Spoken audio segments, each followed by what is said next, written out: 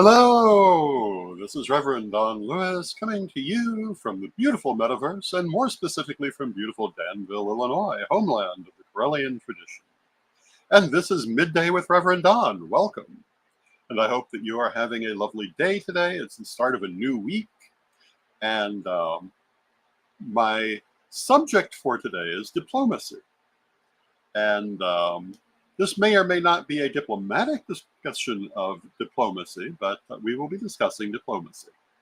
But first, as you know, if you follow Midday with Reverend Don, you can type your questions or comments onto whatever platform you happen to be watching on, and they should show up here in my chat room. And as I've said many times, that's one of the things I most enjoy about this particular platform, the ability to have that immediate communication.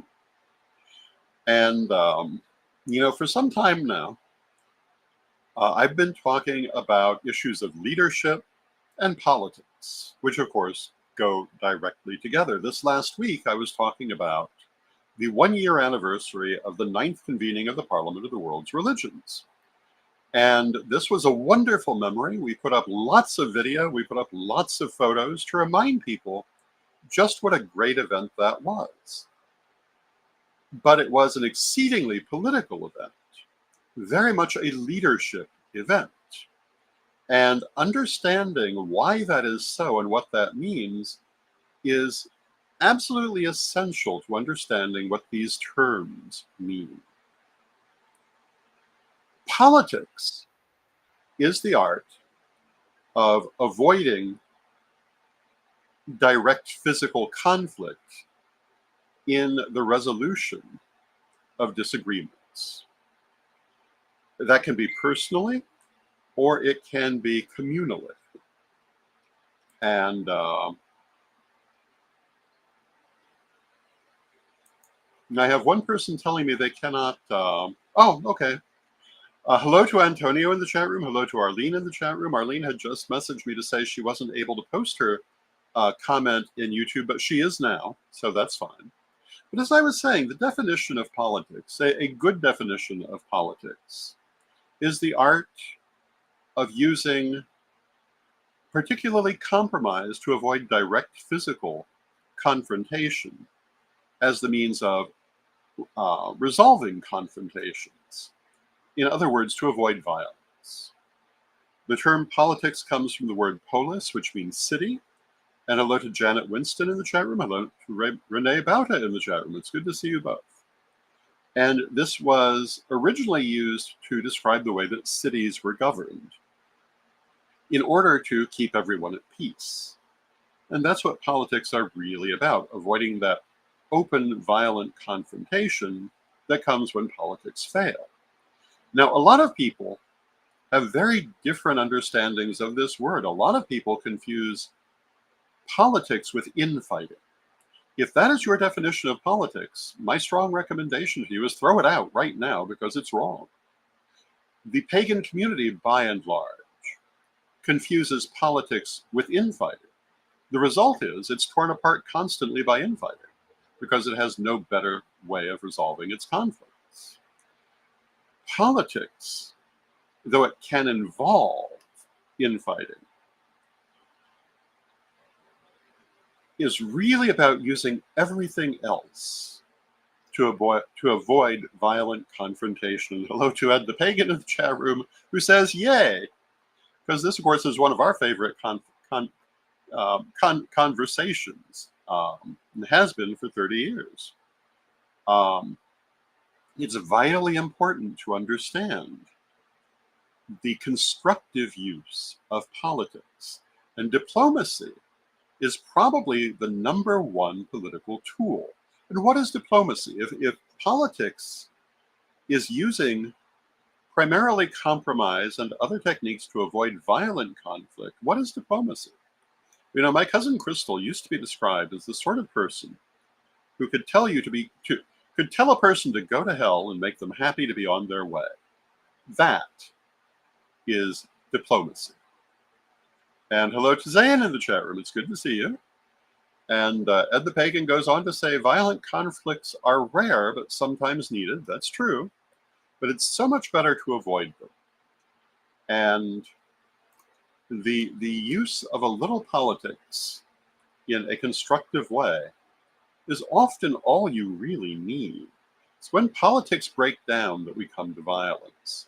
In the pagan community, that's most commonly emotional violence. We see it all the time. Occasionally, it will verge on to physical violence, but not so often. We usually stop at emotional violence, which is what witch wars are all about. Speaking of which, you can get the Witch Wars Defense Volume, the Witch Wars Defense Manual, Volume 2, at CorellianPublishing.com to learn a lot more about these subjects, but we'll come back to things like that. But if you look at our community, for years and years, emotional violence has been a very common thing. And diplomacy, though it's gone on, has been relative only to a handful of players. Most of them will jump straight to emotional violence. I often talk about the elders who complain that no one will listen to them. And one of the things I've observed from those people who are now elders, not all of them, but many of them over the years, is the amount of emotional violence they use toward newcomers to the community, and especially younger people in previous years. Ridicule, belittlement, absolute disdain were common things on the part of these people. And some of the people who were just coming into the community, they drove off through these behaviors. Others came right on in, but established communities without attachment to these people. That's why people aren't listening to them now. They didn't build the bridges then that would allow people to listen to them now. In fact, they were at pains to disrupt those bridges. They would not use diplomacy. They used emotional violence. And not being listened to is their just payment for that behavior. And hello to April McLeish. And yes, I said that with my outside voice. It's exactly what should be happening to people who behave that way. Now, not everyone who's complaining they're not listened to did behave that way. Some of them were just recluses who also did not build the bridges to the younger community that would allow them to be listened to. But those who did keep their communication open, who did build bridges to the younger community, are mostly being listened to. Many of them are highly respected. And Arlene says, I remember those days. We did that when there were fluffy bunnies back then. I hate the term fluffy bunnies, and I will always condemn its use. It's a perfect example of the emotional violence which has caused a lot of younger pagans to be unwilling to listen to the older ones. And they shouldn't, because the older ones treated them badly. It's much better to behave in a diplomatic and conciliatory fashion when there are people who are willing to listen to you, because then they're likely to do so. When you fight them off, when you beat new people off with sticks, they're not going to come back. They're not going to come back and say later, oh, I wish I had listened to you. And Arlene says, me too. She feels the same way, which is why she pointed it out. But yes, that whole attitude, I referenced the baby witch thing the other day when they did the same thing to people calling themselves baby witches as an affectionate self-descriptor, because they could not get enough out of their own heads to realize someone else might be using the term differently. And they alienated all those young people who then will not listen to them. And of course, my saying this means those elders certainly aren't going to listen to me, but they haven't listened to me for 40 years. So what does it matter if they listen to me now? Some people, however, are listening. And I have noticed that things like the use of diplomacy have suddenly become an issue in this community. The need to do something about the Project 2025 has become an issue in this community. So I figure I'd better keep talking about it, because apparently someone is listening. But if you want to be listened to, you need to be accessible and not hostile to your chosen audience. And why this should take any kind of difficulty to understand, I don't get. But you have to be welcoming to the audience you want to have listening to you. Maybe they're not going to be the same as you are. Is that really so bad? Maybe they're doing some things you're not thrilled with. But if you befriend them and they listen to you, they may change that opinion. But if you alienate them, they never will. It's very important to find your audience where it is, to meet them where you find them. And I've referred to this famous saying many times. I'll do it many times again. And what that means is that if the people you wish to communicate with cannot understand the language that you're using, it's you who must change your language. Maybe you don't think so, but if you want to be effective, it's what you must do. That's why I so often talk about, and hello to Steve Taylor in the chat room who says, I'm excited to see this. Yay. It's an important thing to say. And, as I said at the start, it may not be a diplomatic program on diplomacy. Certainly hasn't been so far. But I think these are things that need to be said. When we talk about meeting your audience where you find it, this is why I talk so often about interfaith language. When you're talking to people who do not come from your own spiritual background, it's important not to use a lot of jargon in talking to them. If you know the words they recognize, try to use those words, because they're not going to be willing to take the time when they've first met you to try to understand unfamiliar words that you may be trying to substitute. If they get to know you, then that may happen, but not when they first meet you. And so, it's much better if you want to talk to them about the rituals of your temple, talk to them about the services you hold. Talk about worship services. They'll understand that. You don't have to go straight to the word ritual. They don't have to understand it right off the bat. And plus, it means the same thing anyway, for the most part. You don't have to go into great details about your particular understanding of deity. Talk about deity. Talk about spirit. Even talk about gender-neutral God. They'll understand these terms. Then, when they're listening to you, you can tell them the different ways you understand. But if you alienate them immediately, you'll never have that chance. This brings us back to the fluffy bunnies and baby witches, and why it was so destructive for this community to alienate those young people by making fun of them right off the bat, because of course they never again listened to anything that those so-called elders said. And by the way, I don't think you're an elder just because you've been sitting on your butt in the community for 50 years and not done anything. You're an elder if you have accomplishments. I don't care that you've been here all this time and done nothing but complain. Speaking of not being diplomatic. And hello to Lavola in the chat room. Hello. And a lot of those elders who aren't being listened to did exactly that. They were always about what wasn't to their satisfaction, but they weren't out doing what would be to their satisfaction. They were many times obstructionists throughout their entire careers. Why would anyone listen to someone who hasn't had accomplishments in 50 years? Now, some of these people did have accomplishments. Like I say, these comments aren't for all of the elders and so-called elders who aren't being listened to, because there are several different issues happening. But a lot of them didn't earn the status of elder. They've just been sitting there all this time. They may think that makes them an elder, but you can be old and stupid too.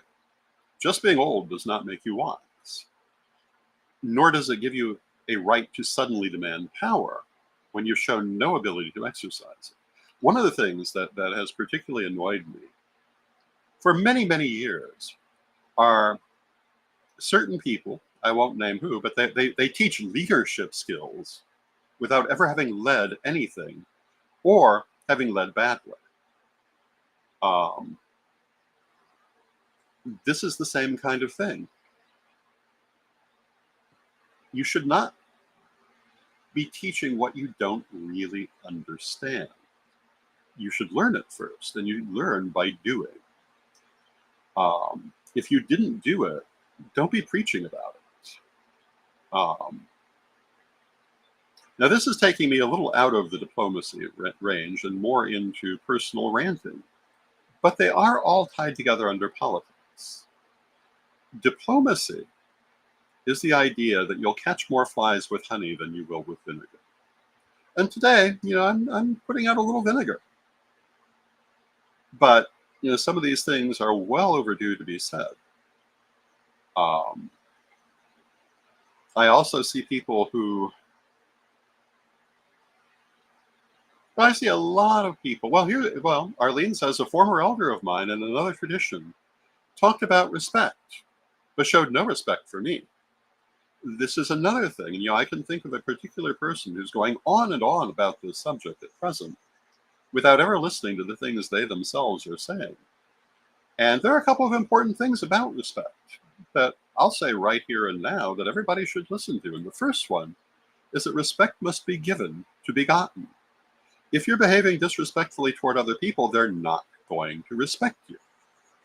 If you're making fun of the fluffy bunnies and the baby witches, of course they're never going to respect you or listen to you. Why would you think they would? The other thing about respect is that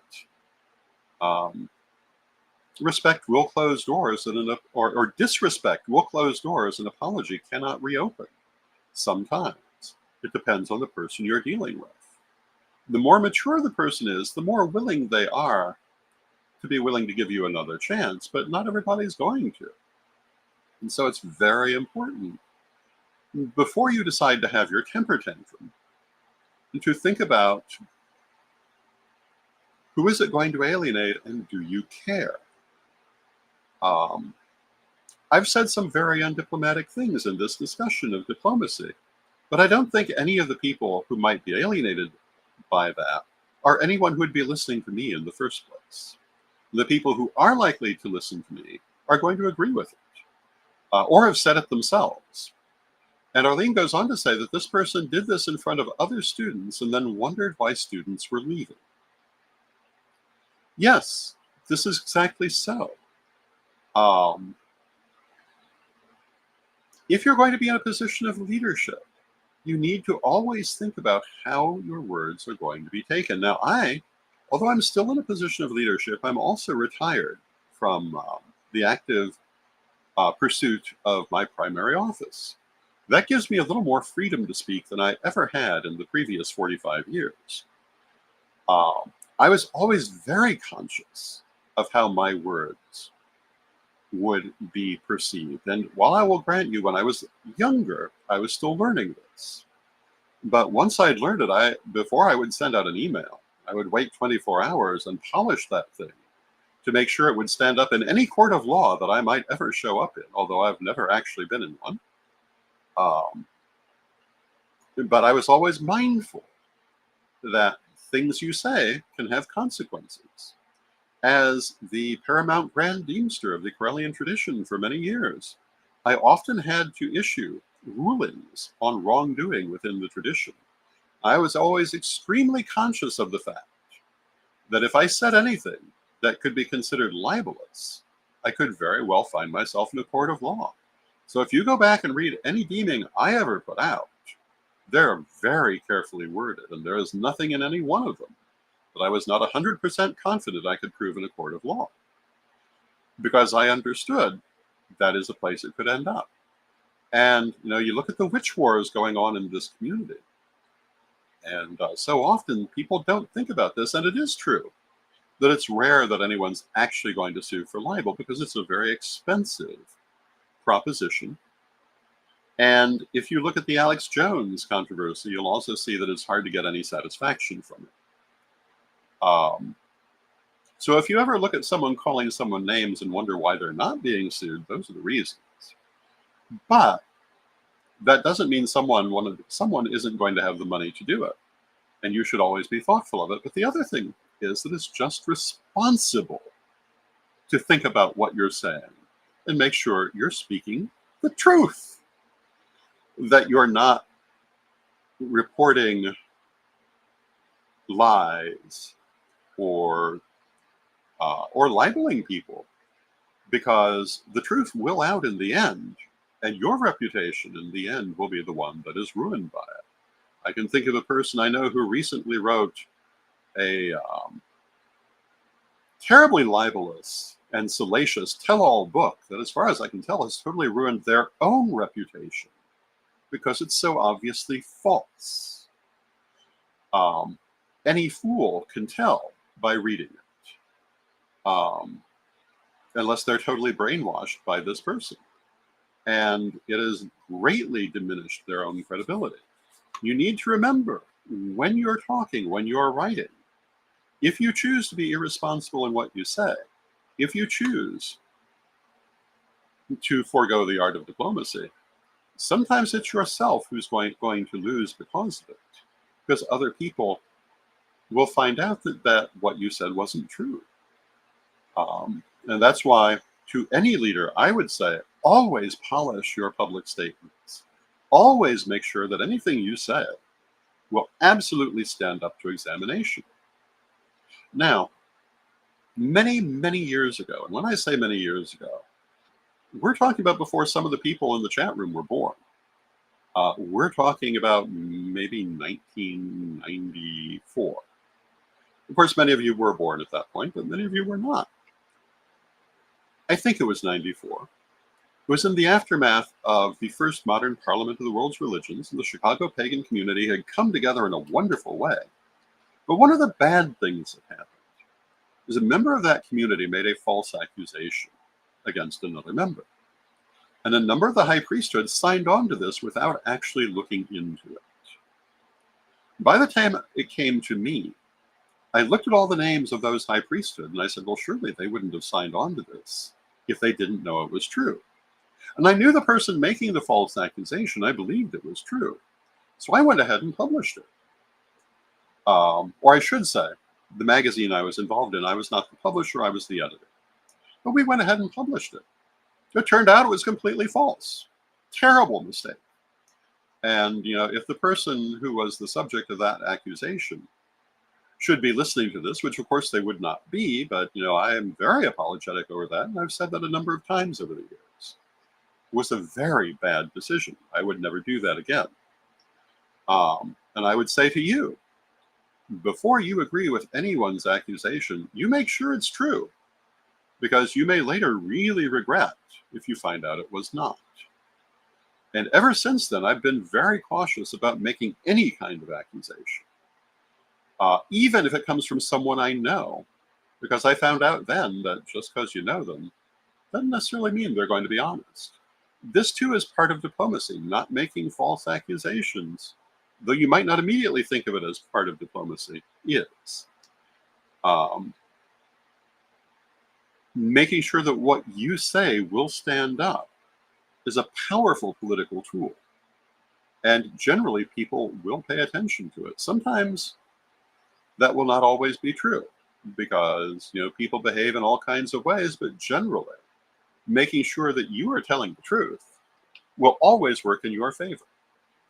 Sometimes it will take a while. Sometimes people, and unfortunately, this is the nature of our community with its constant witch wars, although fewer than there were.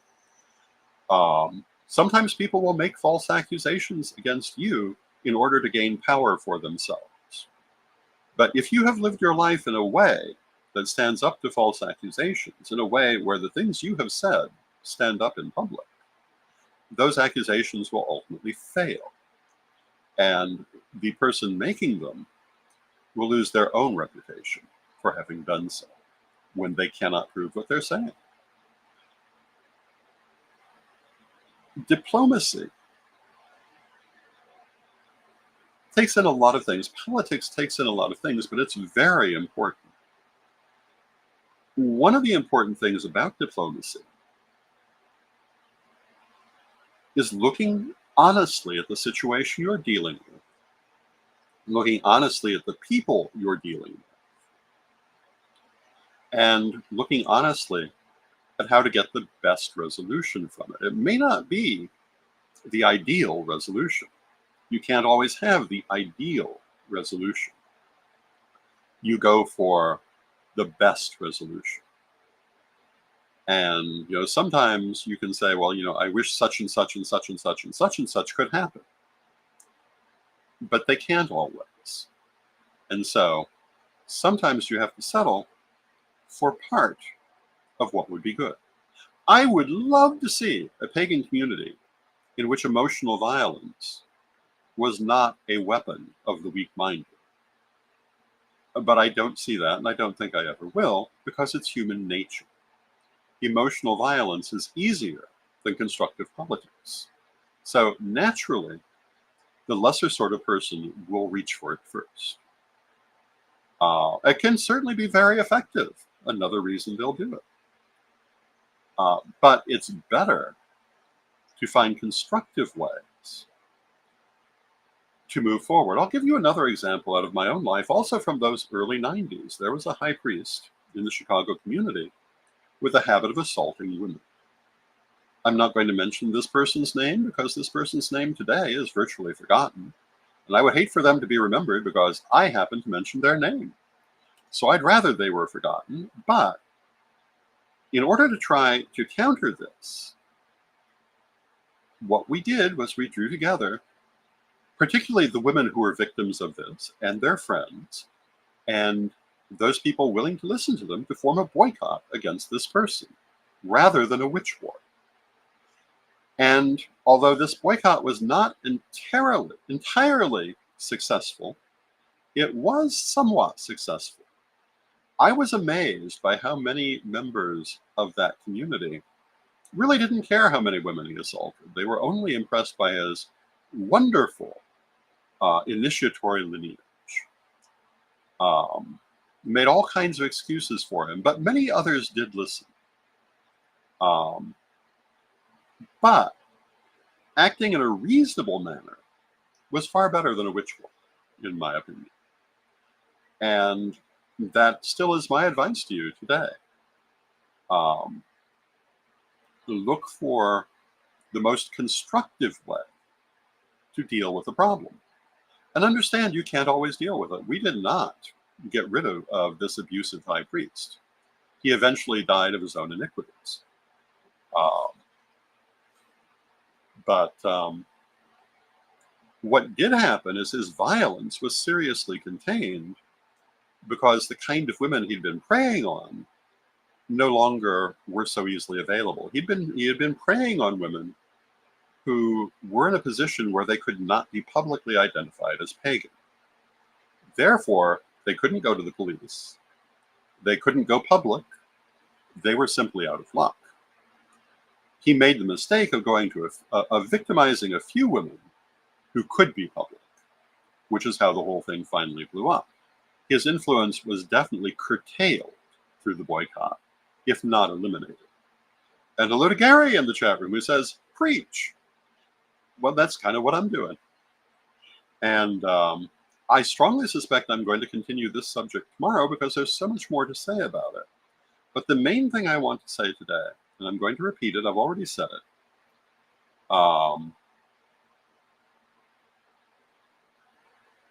is that it is important to remember that politics is a positive, not a negative term. A lot of people, including our wider society, want to convince you it's a negative term so that you don't use it to solve your problems. They want you to confuse it with infighting and emotional violence, which are actually very separate things. Politics is the art of diplomacy and compromise in order to avoid emotional and physical violence. And again, if you have any other understanding of politics, I implore you to throw that out right this moment and instead adopt a positive understanding, because nothing else is going to move our community forward except the positive application of political ways rather than emotional and physically violent ways of solving our conflicts. And, I mentioned earlier that there is an elder in our community trying to get other elders together to come up with ways to deal with Project 2025, which, by the way, has not gone away and isn't going away. Regardless of what happens in the upcoming elections, it will not be going away. It's been a 50-year plan, and it's going to take a lot more than that to get rid of it and to defeat it.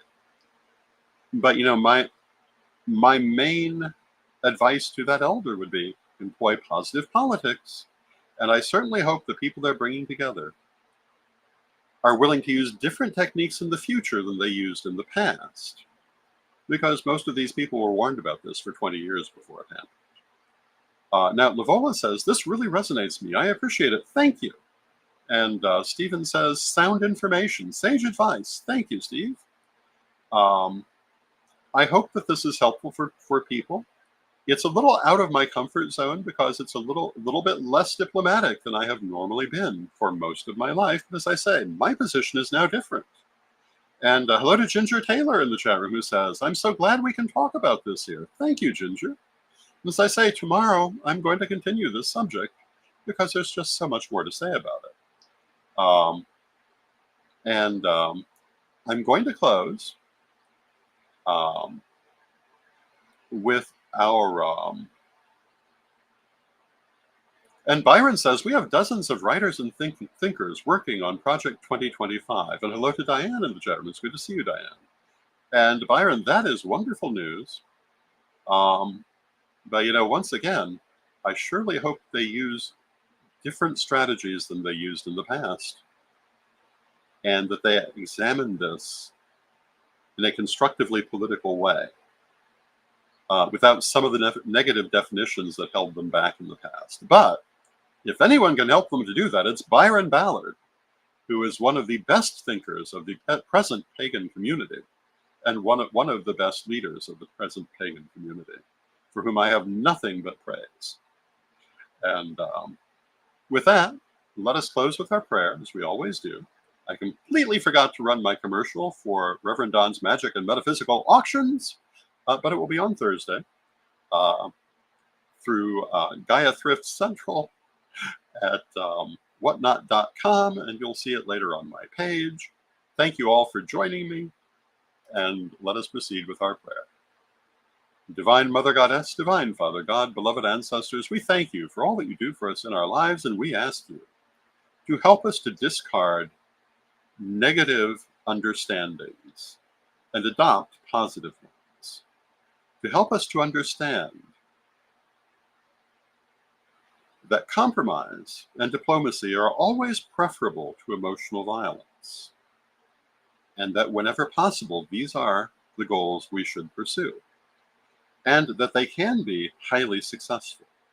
Help us to find ways to make reasonable and sometimes incremental changes to get to where we want to be. And help us to celebrate our movements forward. Beloved Mother Goddess, beloved Father God, beloved ancestors, we thank you with great love, and knowing you are always with us from respect, we thank you for your presence. May you be blessed now and always.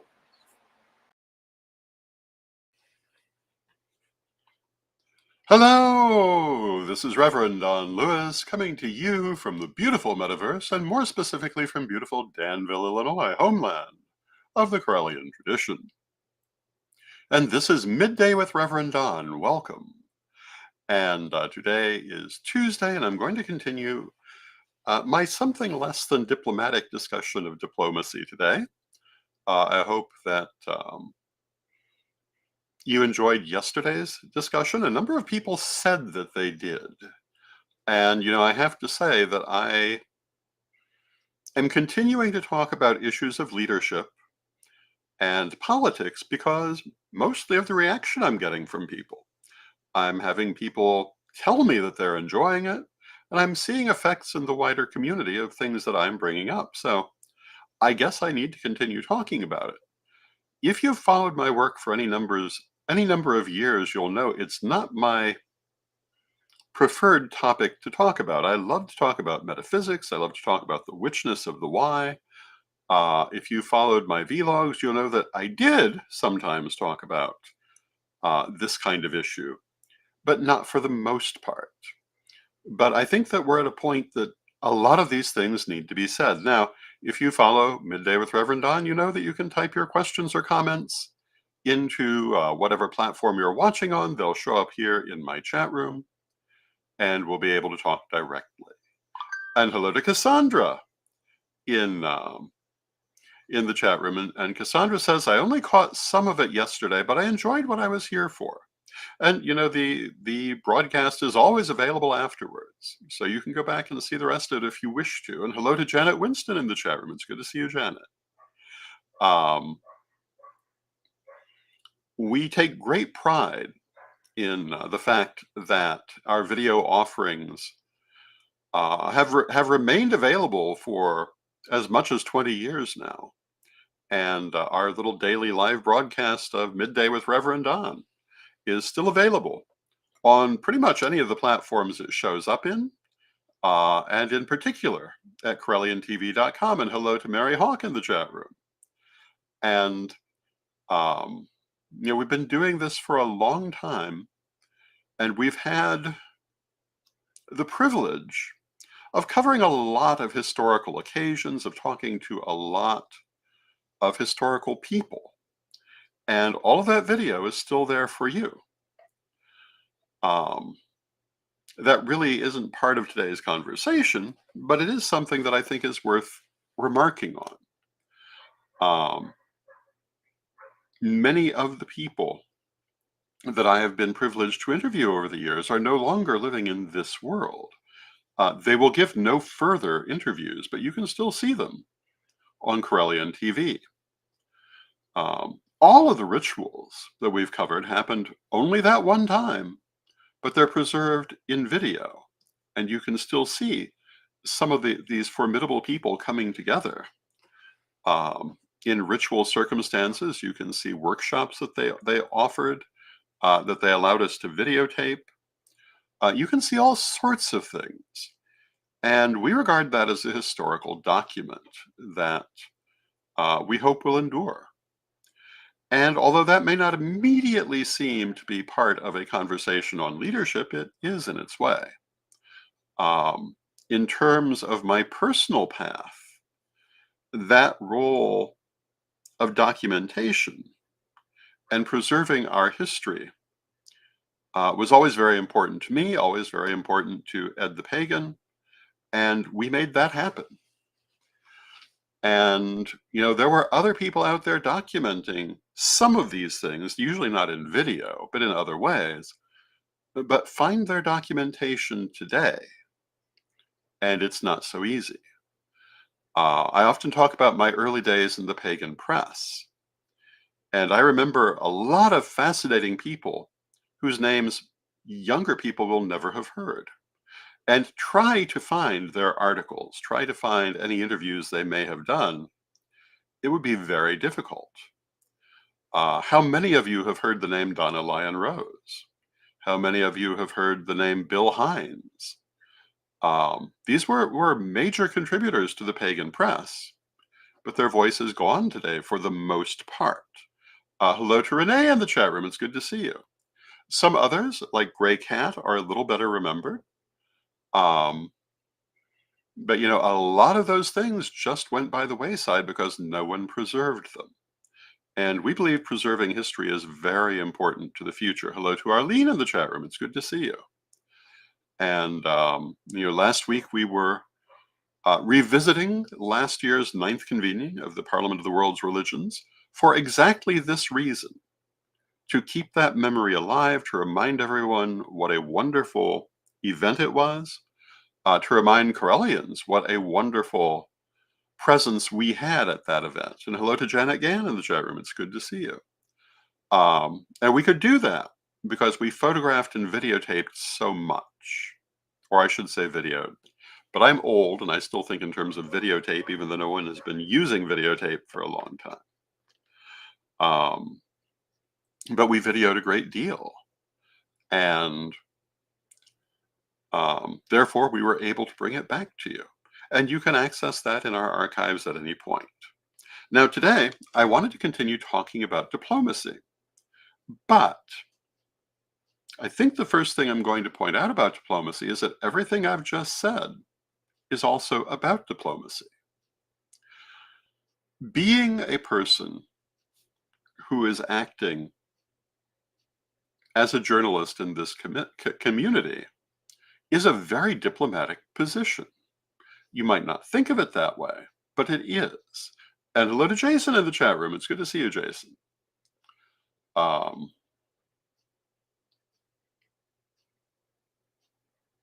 And hello to Academy to all Folcomheit. It's good to see you. Um, when you are preserving history, you can do it in different ways. But if you're really trying to preserve it, you're going to do it in a diplomatic way, um, and across the board. And there are people that I have interviewed, people whose events we have covered, who were not all people I was on good terms with. But you'll never know looking at our coverage. We did not use it in that way. If we covered it, we did so in goodwill. And that is a kind of diplomacy. Um, Being a journalist also opens doors, another aspect of diplomacy. And it's rare that anyone doesn't want to promote whatever it is they're doing. And if you're the person offering that promotion, you're in a very diplomatic position, and a position um, that is very beneficial to everyone. So let us, and Academy goes on to say that this is German for Academy of All Perfection. That's wonderful. I want to review our definitions from yesterday that I am using for the purpose of this discussion. And that is first, that politics is the art of avoiding violent confrontation, whether emotional violence or physical violence. A lot of people confuse politics with infighting and with emotional violence. And this is a very serious mistake. And when you make that mistake, it condemns you to ending up in a position of emotional violence because you've ruled out all the things that prevent it. Politics was discovered and perfected as the way of avoiding, particularly in cities, open confrontation. And it is largely the art of compromise and diplomacy. And diplomacy is the art of convincing people to find the most productive way of doing things, the most mutually productive way of doing things. Although one of my favorite descriptions of diplomacy, which used to be applied to my cousin Crystal quite often, is the idea of the person who can tell you to go to hell but make you happy to be on your way. Everything can be presented in a positive or a negative way. Everything can help to build or help to tear down. And being mindful of how you're using those things is something not enough people practice. A lot of people, and this has been very true in the pagan community,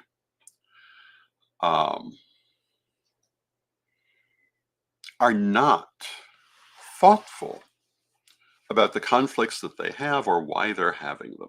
And I was speaking in a previous program about choosing your battles, or in other words, avoiding conflicts that you don't need, that don't benefit you. But a lot of people seem to just love being in one conflict after another. They love the emotional rush of it. And this currently is greatly afflicting our wider society. To some extent always has. Part of it's human nature. When you're in a conflict, all of your adrenaline is going and you feel very excited and blah, blah, blah. You also very frequently destroy everything around you. There are times you must have conflict. I am never going to be that person who tells you there will never be a time for conflict. One of my favorite paraphrases is of the great writer William Baldwin, who said, "We can love each other and disagree, except, to paraphrase, when what we disagree on is my fundamental right to exist." And Mary Hawk says, "But Lord High Fancy Pants insulted me." And you see that all the time. People get their emotions hurt for one reason or another and feel like they just have to do something. They never ask themselves, Is this really going to benefit me? Is it going to benefit my organization? Is it going to benefit my community? Or am I just going to make a mess? And when you're looking at a potential conflict, there are times it must be had. But more often than not, it's a waste of everyone's time. More often than not, there are better ways of handling it. And my advice to those who want to think of themselves as leaders is to always look for those better ways when you can do it. You can't always, but when you can, look for the diplomatic solution, look for the political solution, or ignore it, depending on what it is. Someone says something that's unkind.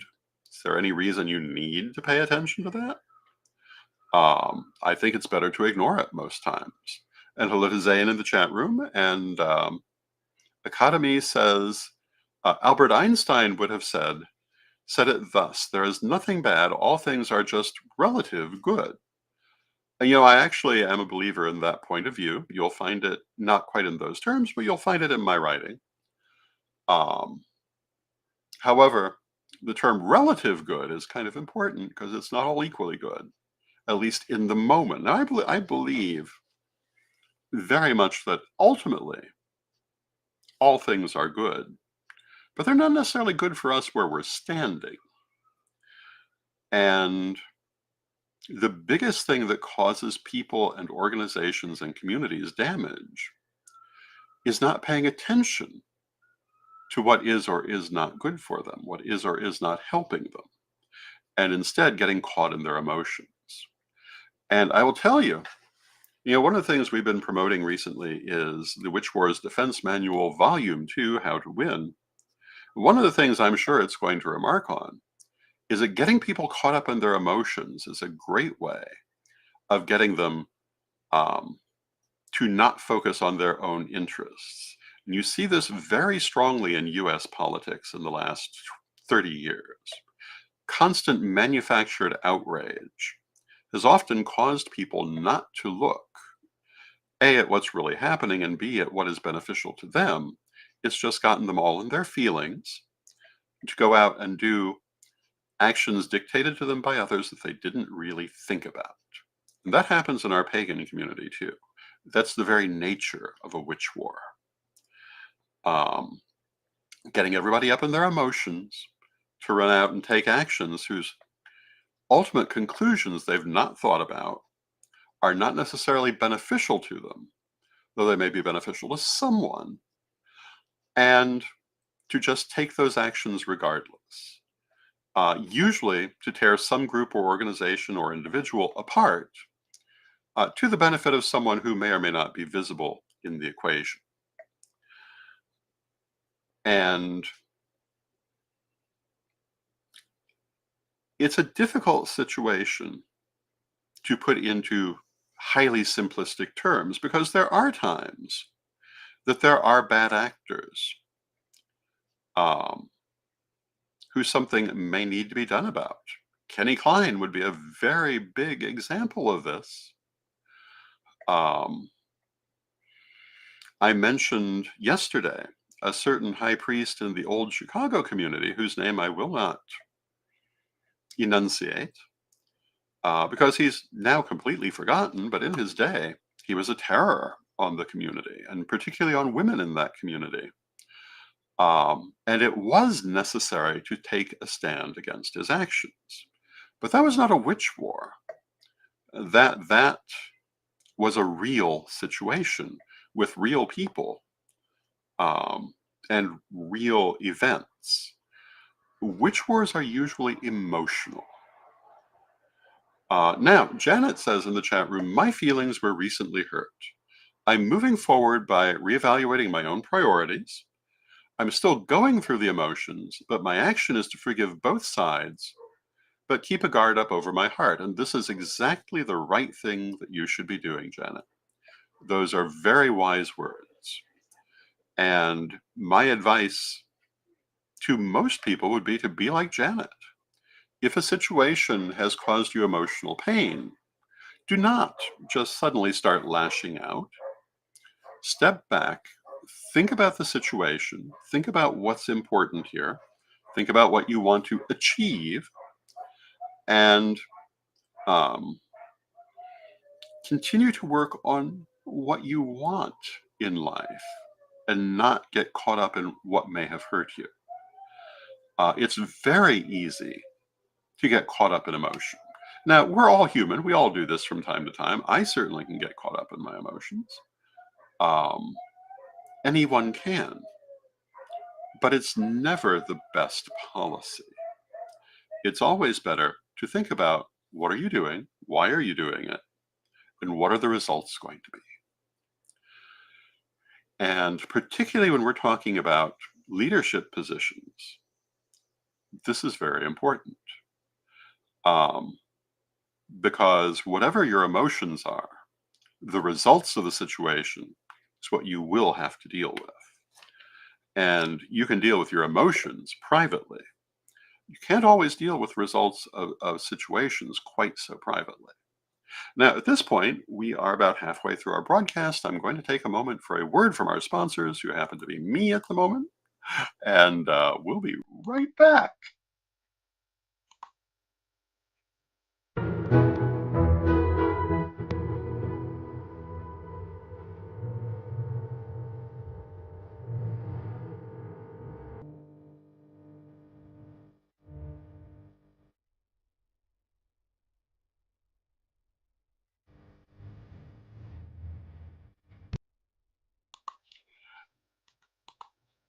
And that is our commercial for the day, from Reverend Don's Magic and Metaphysical Auction, through Gaia Thrift Central at whatnot.com, Thursday nights at 7. So please join me this Thursday at 7 for my next metaphysical auction.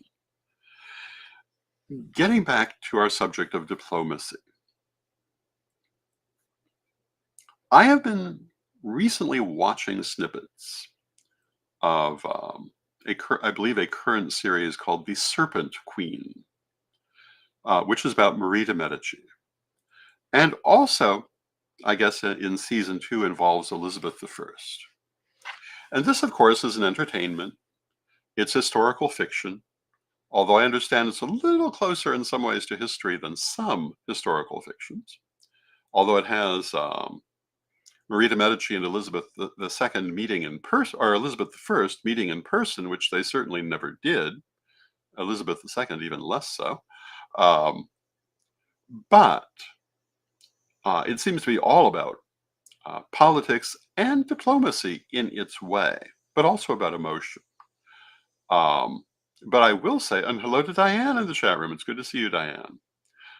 It's hard for me to think of any better examples of politics and diplomacy than Elizabeth I and Marie de Medici. And exactly what I'm saying. And the result of each of their different ways of handling politics is visible in their legacy and their memory. They both oversaw the end of their respective dynasties. By the time that Marie de Medici died, the Valois dynasty was virtually gone. I believe it survived her by a couple of years and was succeeded by the Bourbon dynasty. By the time Elizabeth I died, the Tudor dynasty died with her and was succeeded by the Stuarts. But Elizabeth gave birth to the Elizabethan age and is remembered as one of the best monarchs that England ever had. And Marie de Medici is basically remembered as, quote, the Serpent Queen, end quote. Someone knee-deep in emotion and often disastrous choices that did not really, in the end, move forward her desires. Although it might be said that given the different circumstances between the two kingdoms, that she may have done as well as she could. France at that time may have been a little harder to govern than England, partly because Henry VIII had really um, dampened the English enthusiasm for rebellion, although Elizabeth still had to face a number of them. But if you look at the difference between these two women, one of the things you'll see is that Elizabeth I was constantly employing diplomacy. And she employed it in many different ways, not least of which was in her marital state.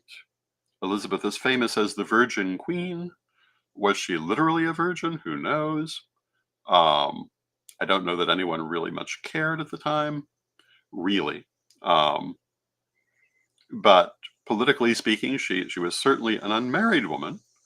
But all through her reign, until the point that she was at the very end of her life, she continued suggesting that she was considering marriage. And she used this for all kinds of diplomatic reasons, and probably avoided a number of wars in this very unusual way. Certainly avoided, I think, a number of civil wars in this unusual way. Her clothing was also entirely diplomatic. Her image was diplomatic. It was chosen to portray a certain point of view, a certain attitude, and to create a certain reaction. That too is diplomacy. All of these things are important to bear in mind if you're in a position of leadership. How you're perceived, what image you're creating, how people react to you. And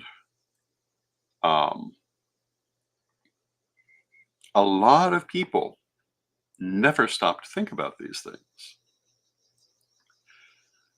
I think that I cannot too strongly encourage anyone who is looking at a position of leadership in the pagan community or elsewhere, or who has found themselves in one, intentionally or otherwise. Pay close attention to your image. Pay close attention to how you behave in public situations. Pay close attention to your words and use them productively. Do not treat them as an accident of life.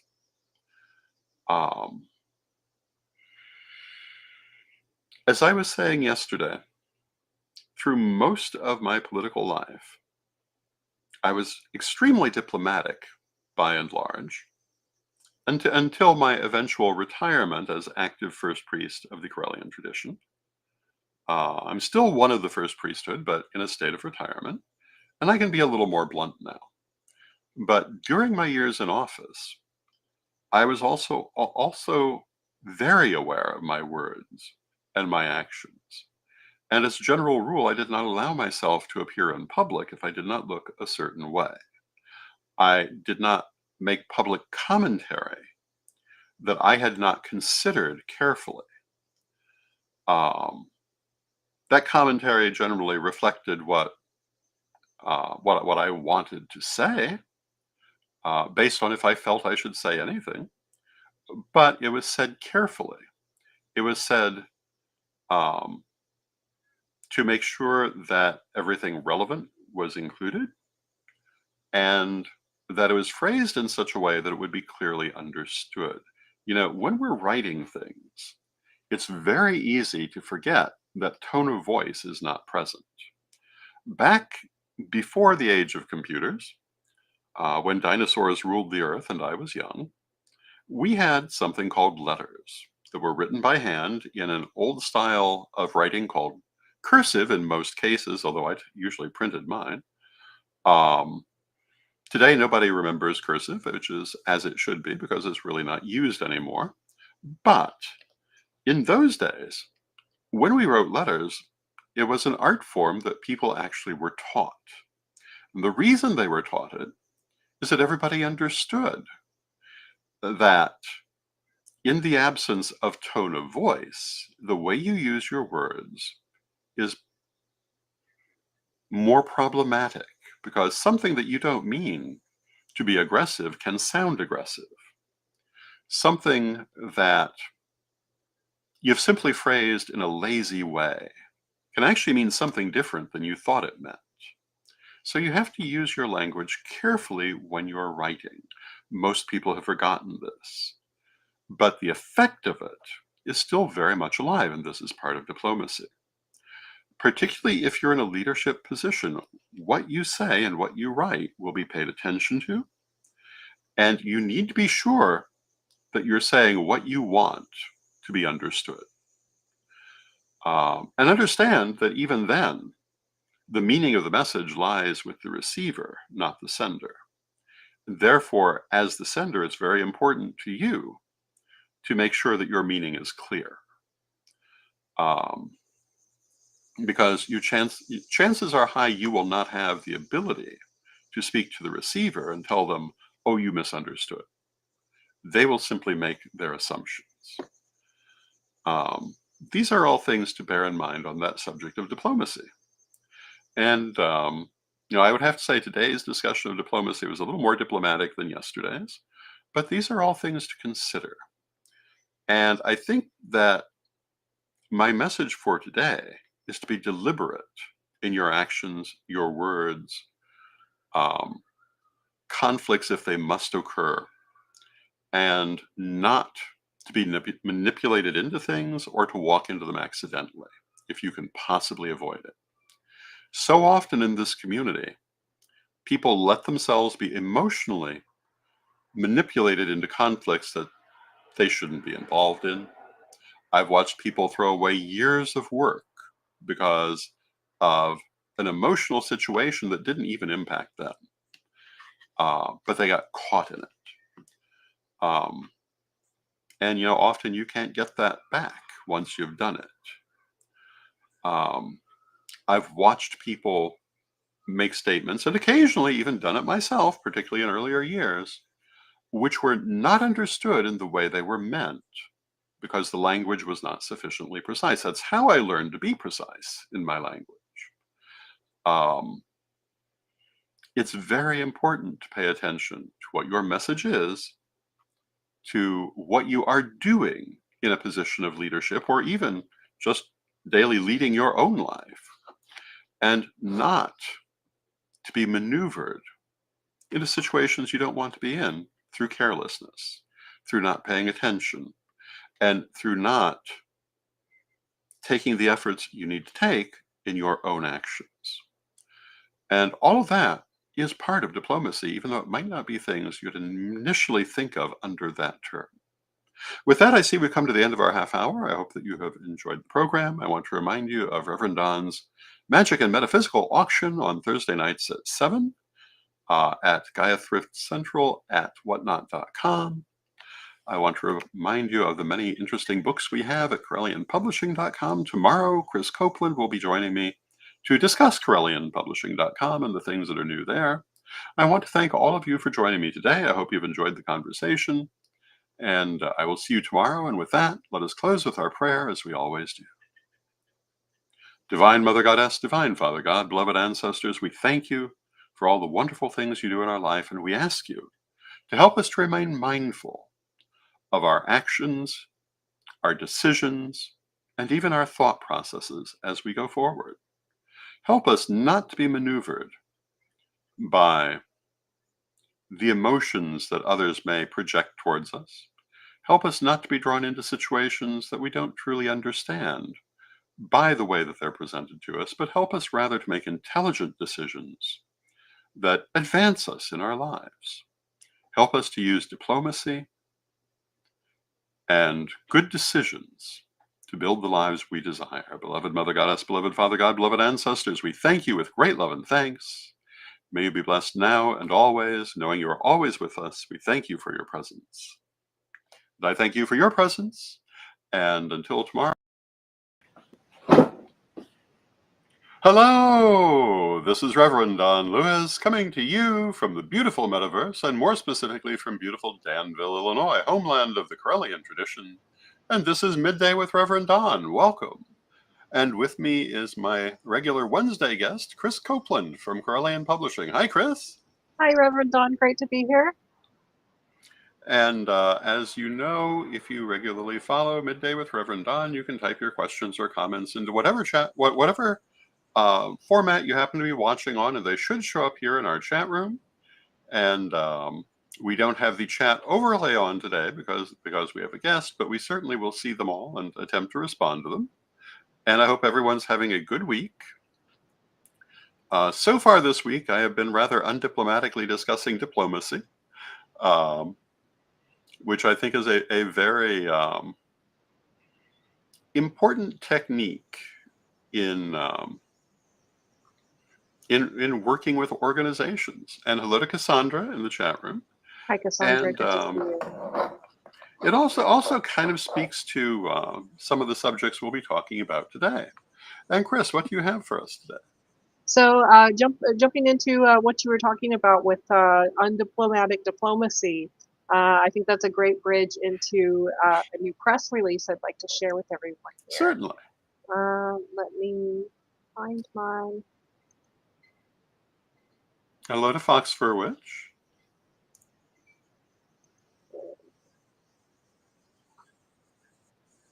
So as you can see here on this press release, Ed Hubbard is going to be returning with Witchboard's Defense Manual Volume 2, How to Win. This is a sneak peek. We won't be releasing this press release until tomorrow. But I wanted to give your audience a little insight as to what they'll be able to find within this book. We'll just read through it here quickly together. Renowned occult author and pagan leader Ed Hubbard, the mind behind the controversial Witch Wars Defense Manual that stirred the cauldron back in 2005, is back with a vengeance. Just in time for Halloween, Hubbard announces the release of Witch Wars 2, a defense manual, a hard-hitting sequel that dives in even deeper into the dark, treacherous waters of reputational warfare in our hyper-connected world. So in 2005, the original book was more than just a book, it was a call to arms. Initially printed in a limited run copy of only 100 physical copies, the manual quickly became a must read for those in the know. Spreading virally as a free PDF. That PDF is available on our website right now. You can go to CorellianPublishing.com, go to books, click on the new book, and you will find a link to the old book. And this isn't just a book, it's a battle plan for surviving and thriving in a world where your reputation is your most valuable asset and where the lines between truth and manipulation blur more every day. At the core of every witch war, whether it's among practitioners, in the workplace, or between nations, is reputation, Hubbard explains. We live in an attention economy where your reputation is the currency you trade. How you manage that in 2025 will determine the power you wield and the influence you have. And this book delves into the advanced tactics needed to protect your reputation and identity in today's cutthroat environment. From the weaponization of false memories to the strategic use of social media, this book covers the full spectrum of reputational warfare. And with this trademark bluntness and unfiltered approach, Hubbard lays out the realities of this modern conflict. Because in the world of witch wars, there's no room for sugarcoating.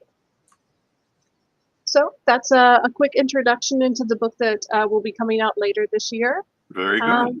Yeah. We want to say hello to Renee in the chat room. Good to see you, Renee. Hi, Renee. Good to see you. So, and Fox for Rich as well is in the chat too. Yes. And one of the things to remark on is that although this is about witch wars, it also speaks to the wider cultural wars. Things like Christian nationalism and so forth. This is applicable kind of across the board. It's really applicable to any kind of conflict. But because of our particular background, it starts with witch wars. And when the first book came out, all those years ago, it was absolutely infamous. Mainly because it explained what people were doing in these wars.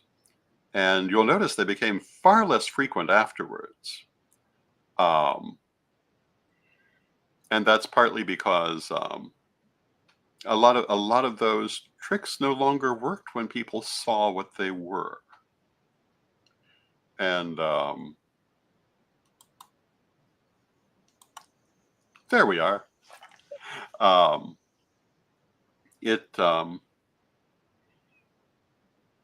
there are a lot of these things you don't think about.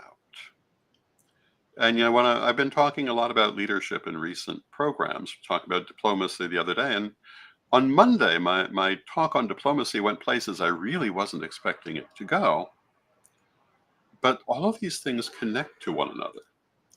And, Ed is talking about reputational warfare, and that's quite often what it is. That's also, to some extent, what I was referring to as emotional violence. Hello to Janet Winston in the chat room. Good to see you, Janet. Hi, Janet. Um, and some of the techniques that people have used are not always obvious if you're not familiar with them, which is why a book like this can be useful to any person who might face any sort of conflict.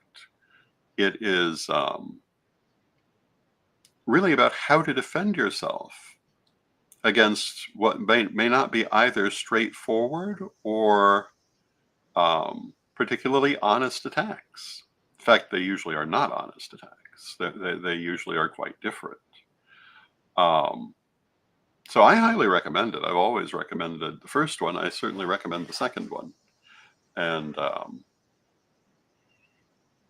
it is always interesting to talk about this subject. And, I often remark that for a period of about 17 years, we had at least one witch war every single year, sometimes several that we found ourselves involved in. There was a lot learned from those experiences. Now, like I say, in subsequent years, they become less common. There are still people trying to start them in the world, and occasionally they experience some success. But knowing the kind of things that people do, knowing the kind of techniques they're trying to use, really gives you a very good defense against it. So, yay, Witch Wars Defense Manual. Yeah, and we already have an outline from Ed about what will be inside the book. So Yep.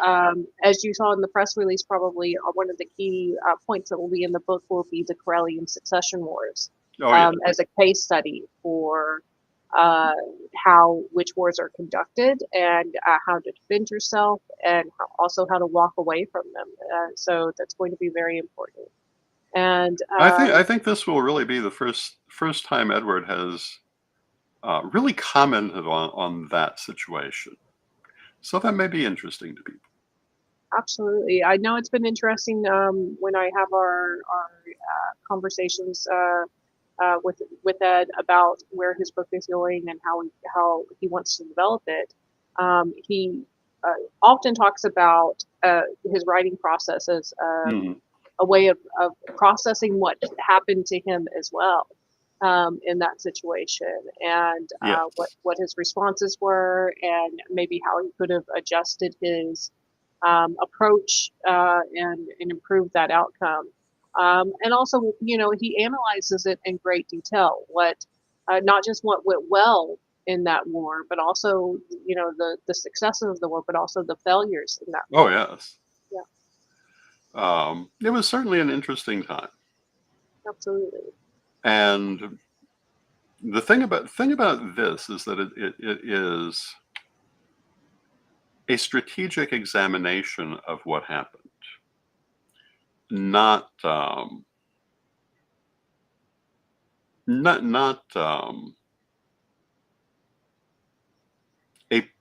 personal rant, but an examination. Because Edward's big thing has always been strategy and understanding how things work. And so it will be approaching it from that angle. A lot of people really don't know what happened during that period. They know only a certain amount that was visible. But I think lots more will be mentioned. Yeah, absolutely. And the techniques are really fascinating. Not just, how to identify these tactics being used, but also which tactics will work better in certain situations. He talks about neuro-linguistic programming, which I had not even heard of until I started working with him on editing this book.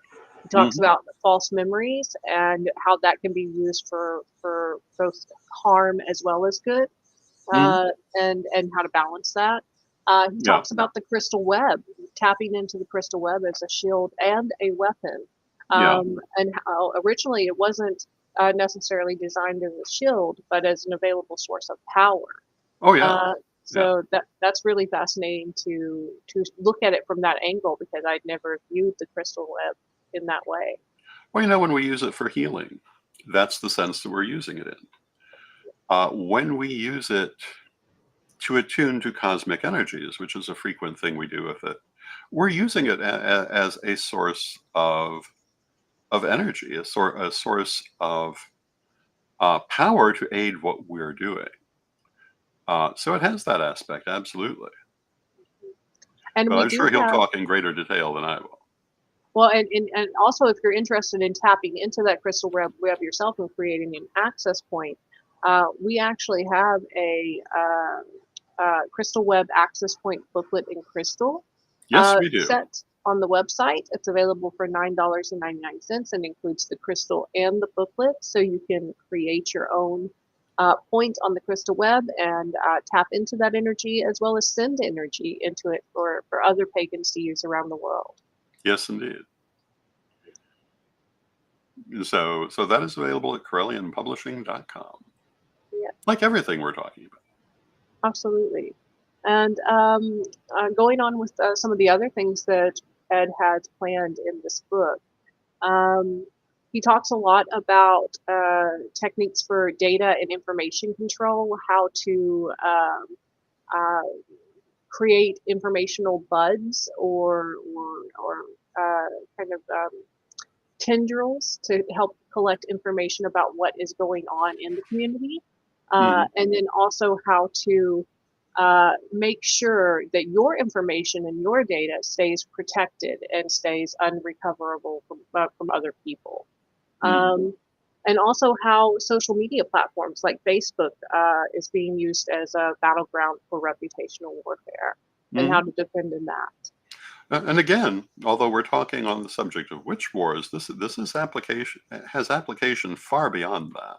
Mhm. And so we're also kind of talking about the so-called cultural wars. Now, we want to say hello to Christina Crowley in the chat room. And she says, when did these wars start? Do they have names for the wars? Well, there's sometimes the particularly damaging ones are sometimes called the identity wars. And she says she's sorry, but she's never heard of anything but the witches' trials. Well, I mean, I'm sure there have always been a certain number of witch wars. Um, I don't remember encountering many of them in the 1980s, but I do know there were a couple that happened. But it's in the 90s it became an endemic problem in the community, mostly in the identity wars, um, which were devastating to the community by and large. And it continued through the early 2000s, then kind of backed off.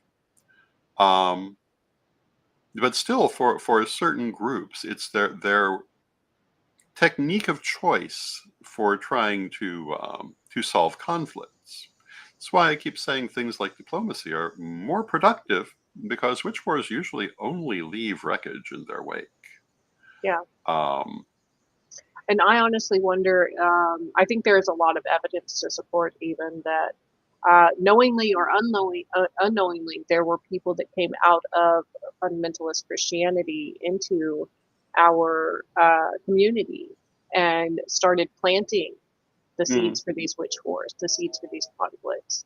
And that could have That's an been from important people who point. were knowledgeable of what they were doing or simply running off of their programming from their previous brainwashing. And I think both of these have had an effect. And I suspect Edward will talk about that in the book because it certainly is kind of a thing. And um, that unconscious programming that some people from that background bring can be very destructive. and Um, unknowingly so. They may yeah, not have any clue that they're causing. They may have the best of intentions, and they're still causing damage. yeah. And that's the thing. It's the outcome that you must have your eye on, not necessarily the intention. Um, I'm sure that most of the people who've started or taken part in witch wars would say they had the best intentions. And I don't particularly buy that, but I can believe they convinced themselves of it. Because more often than not, it was personality conflicts or liturgical tradition conflicts. And the identity wars were all over who could call themselves what, Mm. um, which was all about power. And what it did, it destroyed a lot of the communities that were involved because they did destroy what they thought were their enemies in some cases, not all of them. Sometimes they just rebranded themselves and went right on ahead.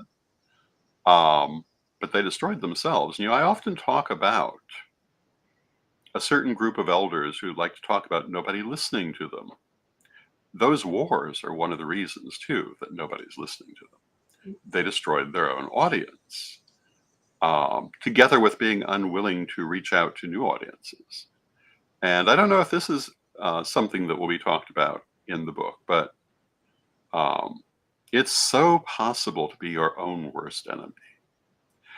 And especially if you're not doing self-examination and considering your behaviors and tactics. And a lot of people just do it based on their feelings. And they don't stop to think, well, where did I get the idea this was a good thing to do? And sometimes if they just stop to think about that, they'd realize they didn't get it from a good place in the first place. Um, but so often it's all emotional.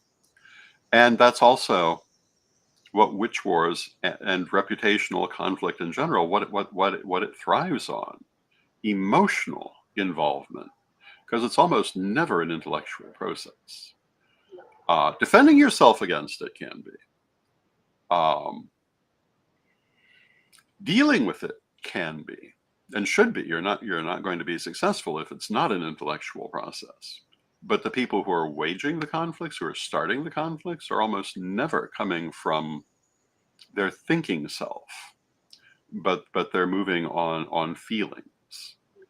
And you know, I remember back in the 70s and 80s, there was a huge feeling in the metaphysical world. All the different branches that we had to get into our feelings. We had to get away from our minds. Mind was bad, the feelings were good. And I get that because the previous generation had done the opposite. But we're long past the point that we needed to get any farther into our feelings. Some individuals may, but as a community, we really need to start thinking about what we're doing and looking at what we're creating. And, you know, I can think of several once very strong communities that are shadows of their former selves because they allowed these witch wars to rage through them back in the 90s and early 2000s. And it just never takes you anywhere good.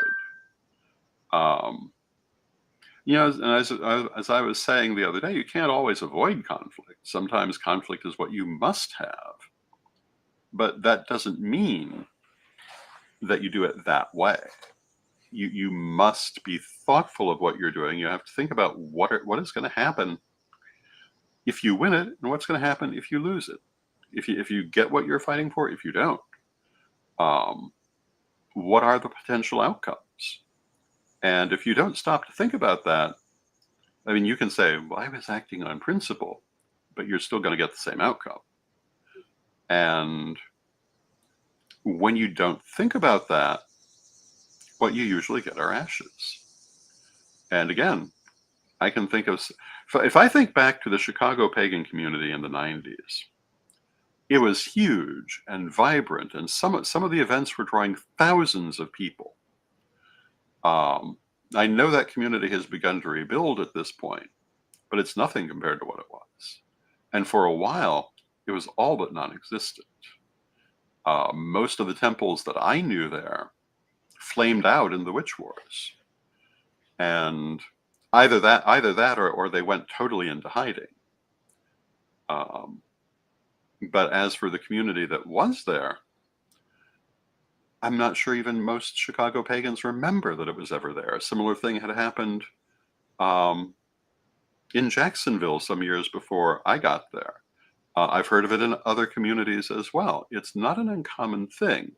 It's not even happened in just one Jacksonville. I've also been Yeah. witness to one in Jacksonville, Texas. So Yeah. yeah.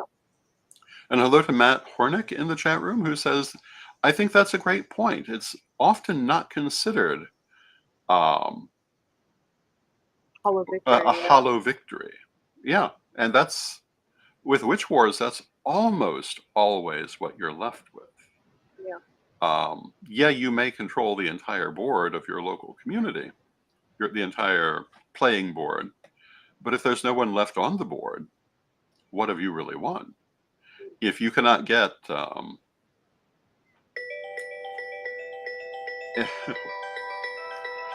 pardon my phone.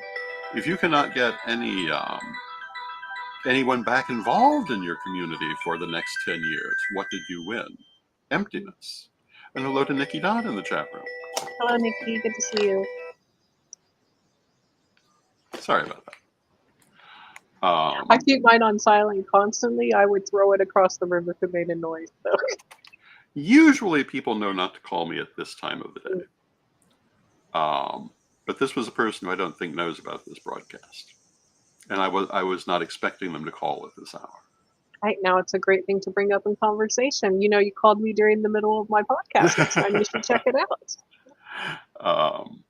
I'm sure I will speak with them later in the day.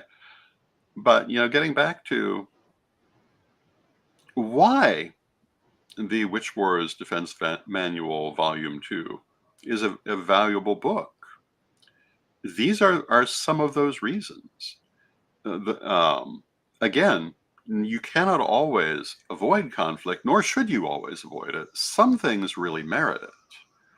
I've spoken for 2 days now about that high priest in the Chicago community whose name I will never mention because he's completely forgotten now, due to witch wars he involved himself in. But he was a very negative influence who had physically attacked a number of women in the community. It was important to have a conflict there. Kenny Klein, who some people will remember, and many probably will not at this point, part of the center of a huge pedophilia scandal some years ago. Absolutely right to have a significant conflict there, and would have been better if it came sooner. Although what people did or didn't know, who knows? And even though you have those conflicts, they're not always going to be successful. But in fact, I think the majority of the time we do lose, but that doesn't mean we shouldn't fight the war anyway. Yeah.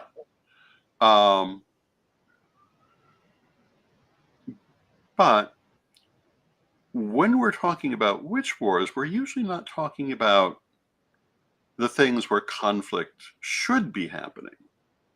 We're talking about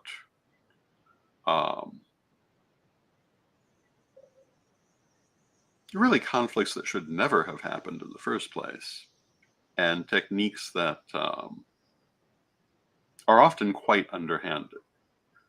And Techniques it's always of amazed ego. me that some of the people who are willing to play those techniques will then turn around and act like they're very moral people, when they in fact had not behaved that way. And that's probably something that will be mentioned in the Witch Wars Defense Manual Volume 2. Yeah. I don't know where all he plans to go. If he goes through all the experiences that we've known, there's a lot to talk about. Absolutely. And not just with the case studies, but he also gives examples of the role of memes in reputational combat. Yeah. Egregores, human civilization, and how they've been used in this war. Mm. And also this concept of existential isolation feeling Hmm. like you're the only one that's going through this issue, or you're the only one that's dealt with that issue, and how Hmm. that's also a tactic from the other side to make you feel like there's nobody out there that will defend you and Yes. stand with you. And that conspiratorial thinking that plays into that, that if you try to step up and speak up, that you're going to be shot down. Hmm. Yeah. And, well, I mean, it's these are all things you might not initially think about. And at this point, we are 4 minutes from the end of our half hour. Do we have anything else we want to talk about? Yeah, we'll have to get into more detail on this one next time, but I did want to touch on the fact that we're working on your new book right now. That is Reverend Don's Book of Stones, Metals, and Crystals. Yes. And I've just been working through editing the first chapter on introducing, stones in their magical purposes, but also talking about the history of stones. Hmm. And that's one of my favorite parts. It's like, how did we used to do this, and how can we pull things from that and continue to use it? And you Well, I dive mean, into all these cultures around the world with their different connections to special stones, like the Romans with tiger's eye, and the Egyptians with lapis lazuli, yeah, Chinese with the jade. absolutely. And using stones metaphysically is one of the oldest things that we do. It's not the oldest, but it's among the oldest. Um, as far as I can say, the metaphysical use of stones um, really goes back probably as long as we've been using them in small items. Um, and in fact, if you look at our first use of stones in tools, we obviously, as a people, seem to have attached metaphysical importance to that because if you look at the way that early axes were portrayed, they're always seem to be portrayed as sacred implements. And while that's not exactly the same thing as putting a stone in your pocket, um, the early axes were stone, and obviously it was felt that they had metaphysical character, even at that very simple place. When people started wearing jewelry, we can't say exactly what they thought, but it's reasonable to assume they were attaching metaphysical significance to it because we'd been doing metaphysical things since before we were modern humans, and we know that. There's evidence of metaphysical use of various items going well back in the ancestry of humanity, certainly before modern humans. And so I'm sure that right from the start, the metaphysical meaning of stones was very important and fascinating around the world. Absolutely. So I think next week what we'll talk a little bit more about is the unique correspondences Hmm. that you've added to this book, not just on the colors of the stones or their individual meanings, but also on their shapes, Hmm. which I found very fascinating. That certain shapes will draw certain types of energy. This is So absolutely so. yeah, I'm looking forward to that discussion next week. Christina in the chat gives a great comment. Where I live, it is really frowned upon here to be a witch. I actually got fired from my religion in 2 jobs. I've experienced the exact same thing in Texas. I'm so sorry you went through that. I really wish that I could open a true place to do rituals and freedom from the ignorance in Evansville, Indiana. Yeah, there's Evansville, Indiana's are unfortunately everywhere. The good thing about where we're at right now in society is that we can create that place ourselves. And books like Witch Wars Volume 2 or the original Witch Wars can help with that, can help you to create a safe space Hmm. for pagans right there in Evansville. Yes, And, indeed. screw all the haters, you're still going to live your faith. Well, with that, we've come to the end of our half hour. So thank you for joining me, Chris. Happy to. And thank you, everyone, for joining us. And let us close with our prayer, as we always do. Divine Mother Goddess, Divine Father God, beloved ancestors, we thank you for all that you do for us in our lives, and we ask you to be with us as we go forward and to help us with the guidance that we need, to give us strength and resilience as we chart our paths in the world. Beloved Mother Goddess, beloved Father God, beloved ancestors, we know you are always with us, but from respect, we thank you for your presence, and may you be blessed now and always. And I thank you for your presence. May you be blessed now and always. Thank you again, Chris. And with that, um, we will play our one little commercial, and we will be gone for today.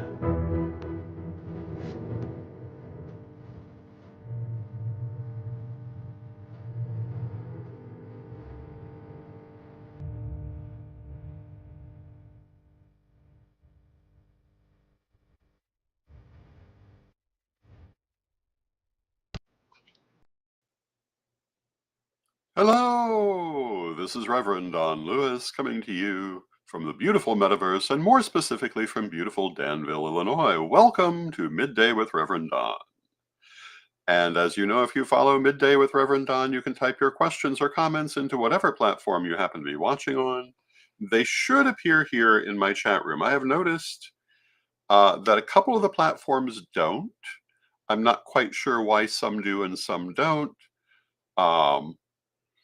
But even if it doesn't show up in the chat room, I still appreciate your comments, and I love to be able to talk with you directly. It also sometimes seems to me that it's not always logical why certain ones show up and some don't, but I noticed that on my personal Facebook page the other day, there were comments I never saw during the program. And yet I've definitely seen comments from there otherwise.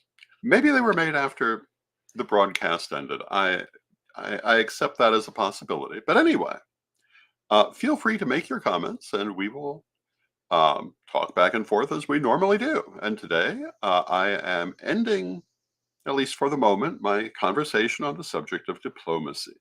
But first, I want to, oh, and hello to Fox for a Witch in the chat room. It's good to see you. Um,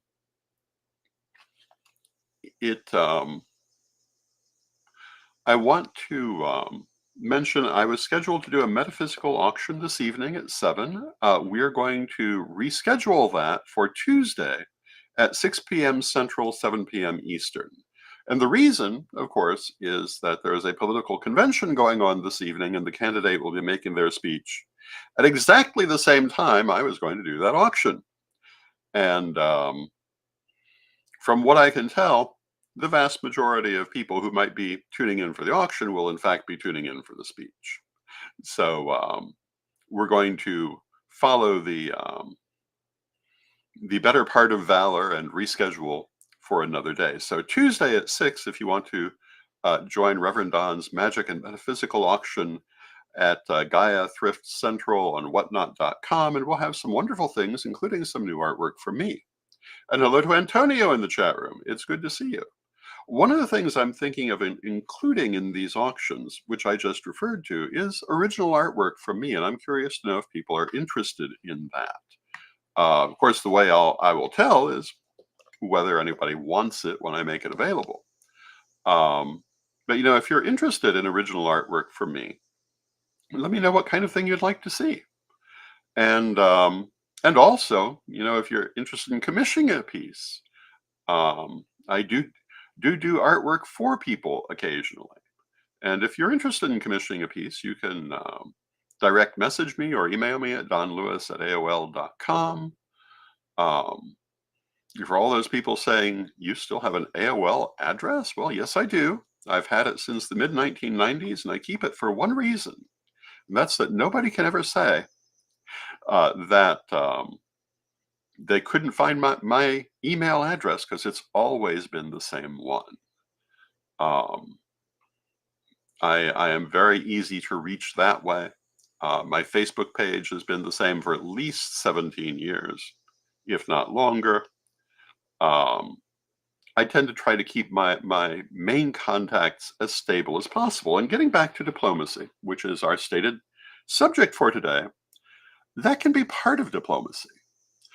On one hand, having the more fashionable address of the moment makes a lot of sense, but on the other hand, having a stable address that never changes makes some sense too. I have both.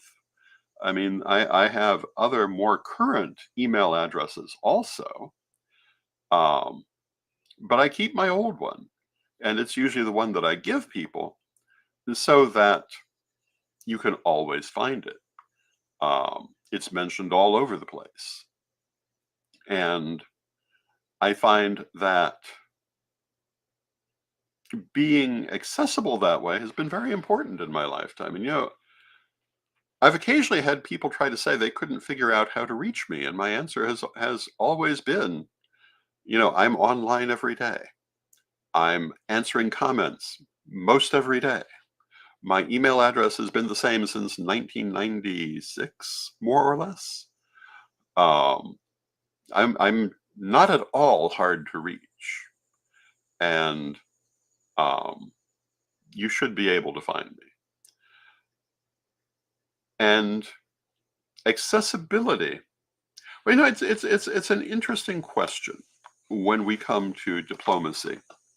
And part of diplomacy is also, for want of a better way to put it, marketing. And you want to be accessible, um, but part of it also is going to depend on who you are and what you're doing. And hello to Jessica in the chat room. Jessica Garcia, welcome. Um, it depends on who you are, on what you're doing, on what your image is. Having an ancient email address wouldn't necessarily be desirable if your image was to be the new hip person, or whatever the term these days might be. Um, but thinking about how you're handling that sort of thing is kind of a part of diplomacy, because how people reach you, when they reach you, how they can communicate with you is part of diplomacy. There's a reason the ambassadorial system is so important in politics, because it's how countries officially communicate with each other. Now, we all know that it's not the only way they do that, but it's how they officially do that. And hello to Reverend Michael in the chat room. It's good to see you. This is true in every aspect of life. How are people going to reach you? And is the way that they reach you going to affect how they view you? Is it going to make you look au courant? Is it going to make you look very traditional? Is it going to make you look very stable? Is it going to make you look like you frequently change? I have tended to take the point of view of being an institution, that the way that you reach me, the way you communicate with me stays the same. But that's part of what I do, part of how I represent myself, part of the image that I put forward, all of which is part of diplomacy. The way you dress is part of your diplomacy. It's silent diplomacy. I often tell the story from my late friend, Pete Pathfinder, who was one of my great mentors in life, who talked about when he applied to become part of the Washington State Interfaith Council. A different Wiccan group opposed his presence there, and they asked to address the council. Oh, and hello to CDC, who says, great topic. Thank you, CDC. But they wanted to address the council on why he should not be able to represent the Wiccan faith. Well, the first problem with that is he wasn't representing the Wiccan faith. He was representing the Aquarian Tabernacle Church. But still, they gave them the chance to come and address the council. And he said that being brand new and only slightly knowing these people, he was very worried about how this was going to go until he got there. And he got there, and he was wearing a tweed jacket with leather elbow patches and that very button-down look. And they showed up uniformly dressed in all black and lots of silver jewelry. Not to say there's anything inherently wrong with that, but it certainly was not reading the audience. And he said that within a few moments, he could tell as he watched the members of the council look at him and look at them that there was no question he was going to be on that council, because the group that objected to him had not considered who they were talking to or how they were going to impress them. And they did not impress them in the positive. That's not to say that you can't dress in all black and silver and create a positive impression, even on a fairly conservative audience, but you have to think about how you're doing it. I've done it. But you have to think about the audience you're speaking to. Pete definitely did. And, he could be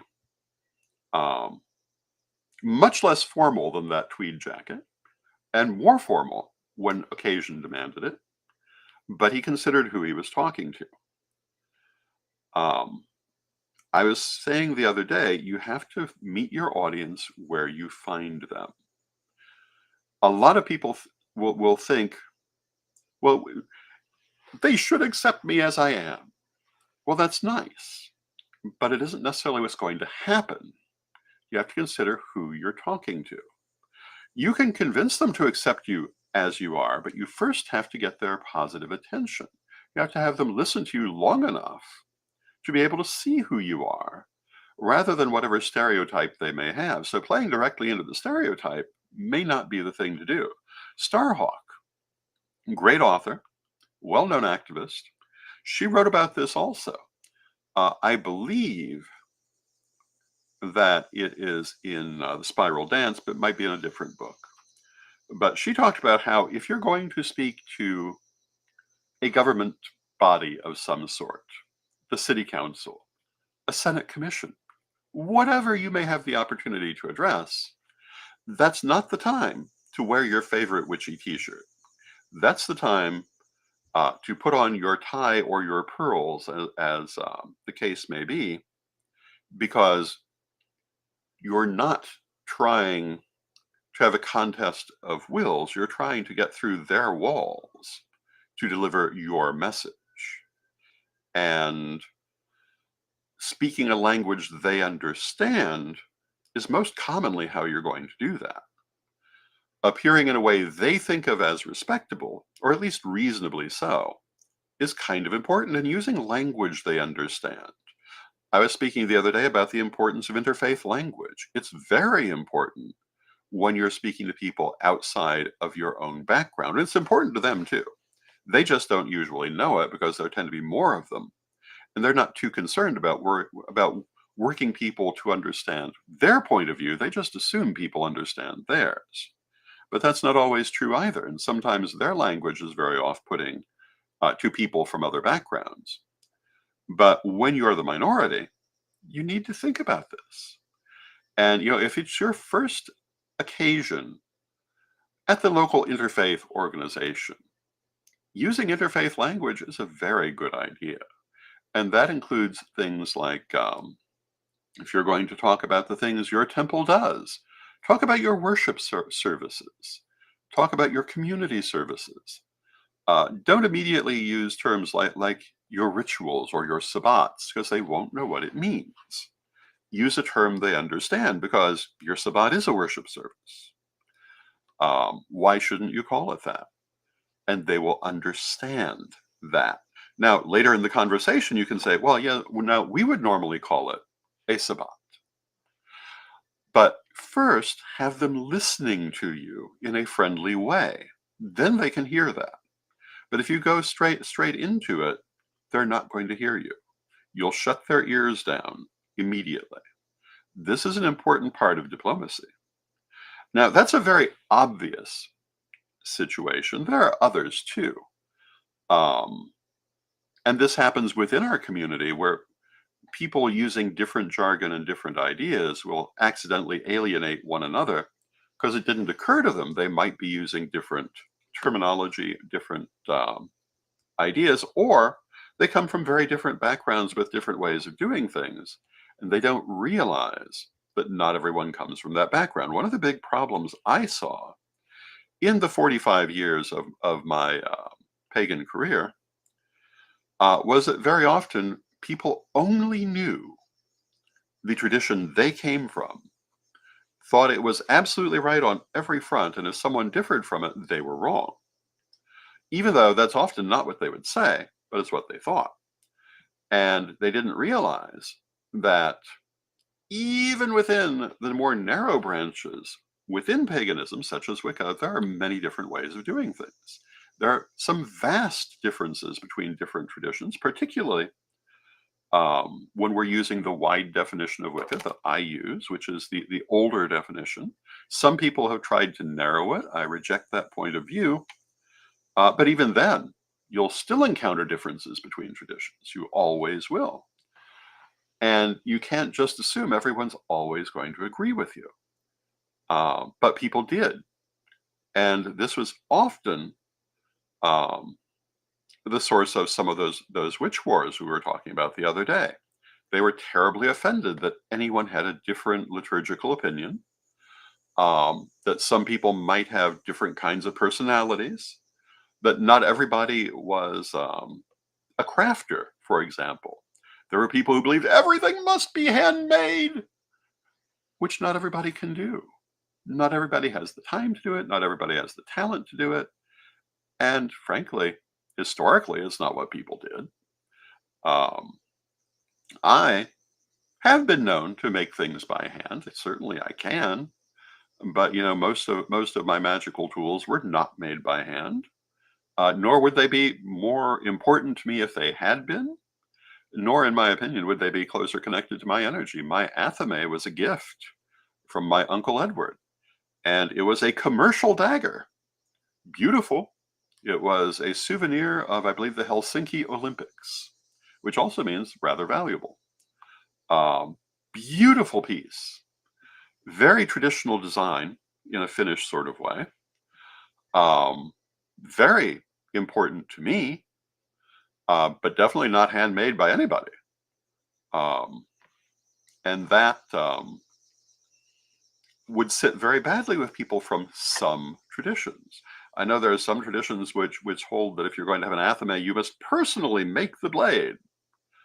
I got to tell you, I don't know many people who even know how to go about that in a way that would be anything but absolutely amateurish. And I'm just not really on that same page. But we need to understand, and I understand, that not everyone feels the same way I feel about that. Not everyone comes from the same background as my tradition. My tradition says go buy the damn athame you want. It will mean more to you if you have a feeling for it. And you can build a strong energetic relationship to it through other means than making it. But I also know that there are people who don't feel that way at all. And they think the only way to do it is the way they were taught to do it. And that's fine for them. And so I would never tell them they're wrong as long as they're speaking for themselves. And I also wouldn't generally tell them they're wrong first thing in a conversation. Even if they were trying to speak for other people, I would perhaps say, in my background, we felt differently. That, too, is the more standard definition of diplomacy. Saying things in pleasant ways. But a better way to put it is saying things in ways that people can hear. It's not about just wanting them to hear it. It's about whether they can hear it. Because often they can't.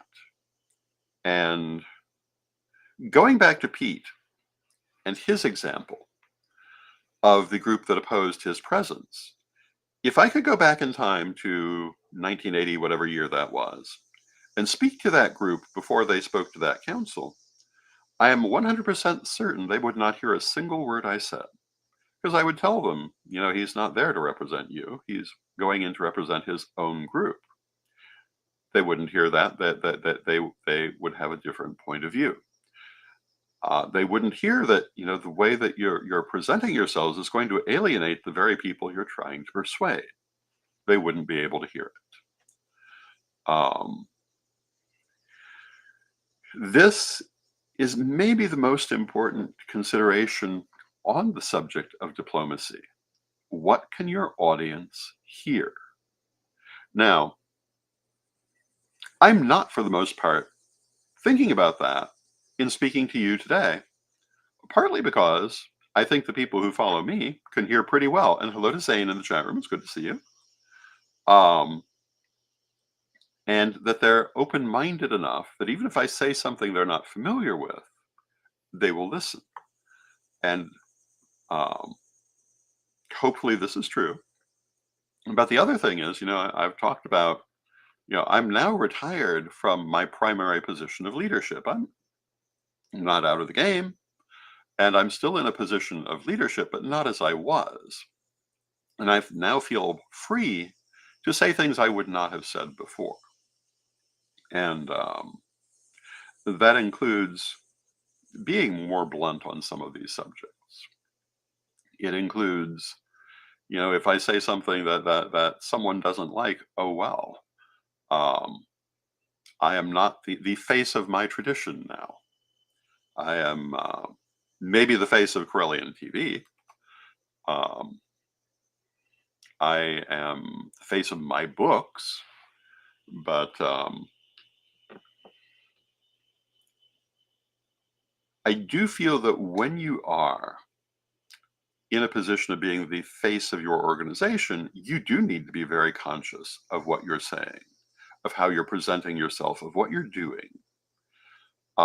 Because people will judge the entire organization based on it. If you are in the position of being an organizational leader, or for that matter, really any position in life, but particularly an organization, leadership role, and you're going to act like a spoiled child or a whiny child or a constantly self-pitying idiot, you may think you're going to get sympathy that way, and you may for a little while, but ultimately it's going to turn everybody off. But in your daily life, it will just turn people off to you. In a public life, it will turn them off to your organization as well. And hello to Mary Cavalcante in the chat room. It's good to see you, Mary. I have always tried to make my message one of positivity. And I try to live my life that way. It was pointed out to me the other day that I am a horrible Pollyanna. And I suppose that's true. And it's not the first time it's ever been pointed out to me. But, you are who you are. I perhaps am overly optimistic at times. But I definitely always prefer a positive message. One of the things that I see in the world around me is that for many years now, we've been dealing with constant negative messaging, particularly from people in power. And I think people are totally sick of it. I'm a little surprised that they were willing to deal with it so long, but I see them turning from it with a sense of relief. And is that relief justified? Well, time will tell. But negativity is never, in my opinion, the desirable route. Now, are there times it's going to be the successful route? Maybe. We were talking the other day about violence. Violence and diplomacy are generally opposite things, although it can be an aspect of diplomacy. But I would always prefer the diplomatic route. But that doesn't mean violence is not effective. Violence is probably the most effective tool. It's just the one we least want to use for obvious and good reasons.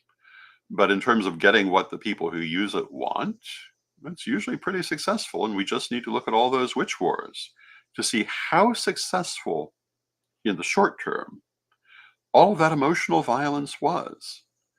It usually did destroy the people they wanted to destroy. It also destroyed the people who were trying to do the destroying, um, but they weren't thinking about themselves. They were only thinking about what they didn't like. And again, many of those communities that were once quite robust are now in ashes. Some are rebuilding. And my message is that we must not do that again. We need to look at the nuclear apocalypse of the pagan community in the 1990s and early 2000s and not repeat it. We gained nothing. A few people gained a sense of self-importance in very small pools. But as a community, we lost tremendously. And so my hope is that we will seek a more diplomatic future. And are we going to find that more diplomatic future? Well, I don't know. Hopefully my tradition will continue to follow that path. And one of the things about diplomacy, which I think I probably said on Monday, I'm going to say it again today. When you're trying to build something, whether it's an organization or a community, you want to involve the people who want to be involved. If people oppose it, if they don't want to do it, don't try to bring them in. They're only going to sabotage it once they're there. Work with the people who want to work with it. Going back to what I was just saying about hopeful messages versus negative messages, the people who love those negative messages are not going to embrace the hopeful messages. They just need to be left on the side of the road. The people who don't want a strong pagan community, the people who want to sabotage that community for the benefit of their tiny group of 5 people meeting in the basement, which is usually what it comes down to, leave them on the side of the road. They're not helping. Not everyone needs to be involved. Not everybody honestly deserves to be involved. And I think that in a community where people so often talk about the worthy people and only involving the right people, they sure did a bad job of it. They often involved the worst saboteurs, the worst obstructionists, and the most destructive people. So all that talk about worthiness was nonsense. They really need to reevaluate as a community what they think is worthy, and what is worthy are people who are willing to work to build the common goal. And if they're not, well, let them buy the books. Let them enjoy what's produced by those who are willing to produce. There's always a role for them, but it isn't necessarily in the leadership. It certainly isn't being a gatekeeper, because if you didn't build the gate, you have no business being a gatekeeper. If you haven't done anything to build the group or the community, your judgments are not necessarily the ones anyone should be listening to. Which brings me back to those elders that claim nobody listens to them. And I'm going to make the same point I've made before. There are plenty of elders in this community that everybody is listening to because they are relevant, because they kept themselves relevant, and because they did the things that needed to be done. And there are a group of others who, for various reasons, are not listened to, sometimes because they withdrew and did not keep their bridges of communication open, but do have good things to say. But often because they didn't have anything worth listening to, and they don't have anything worth listening to now. But they will be the first to tell you everyone should be listening to them. And if you run into that elder, ask them, well, what exactly did you do in those 40 years that you were here? And is it standing now? And if they say, well, we built a great group that lasted 5 years, well, do you want your community to last 5 years? 5 years is not a successful group. 10 years, unless it was intended for a definite purpose that they accomplished, which is another matter. But if they were trying to build a tradition, it lasted 5 or 10 years, they failed. That is not a success. Now, it could have produced successes. It could have done some successful things, and that will be a different answer. But, I often encounter people. I saw a conversation recently about groups operating on democratic principles, and could anyone name any that had been successful? And again, there was this group that did.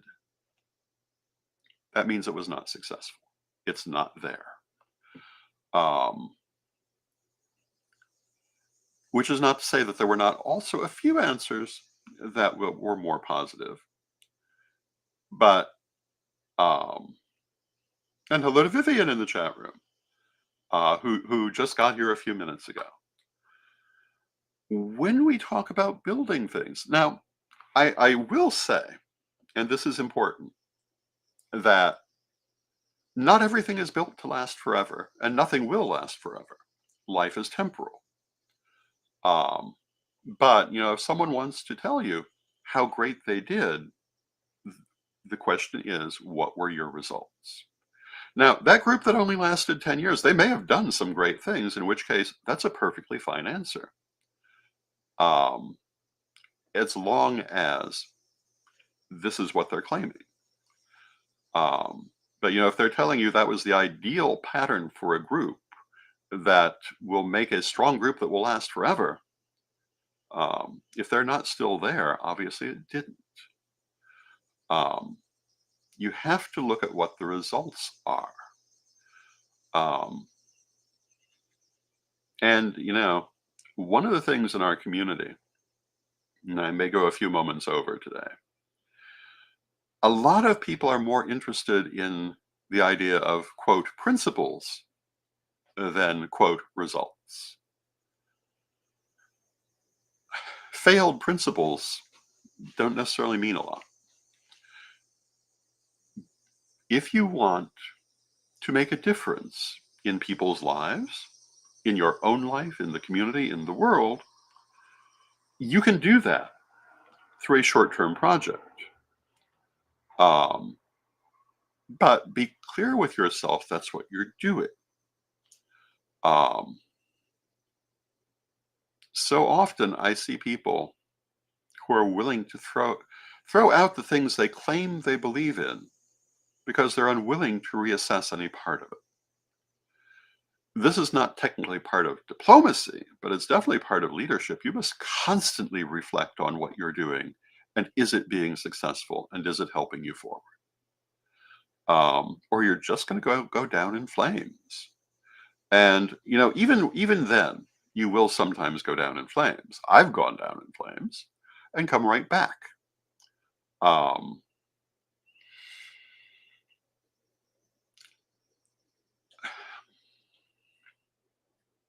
And there's nothing wrong with failing. Failing is where you get your education.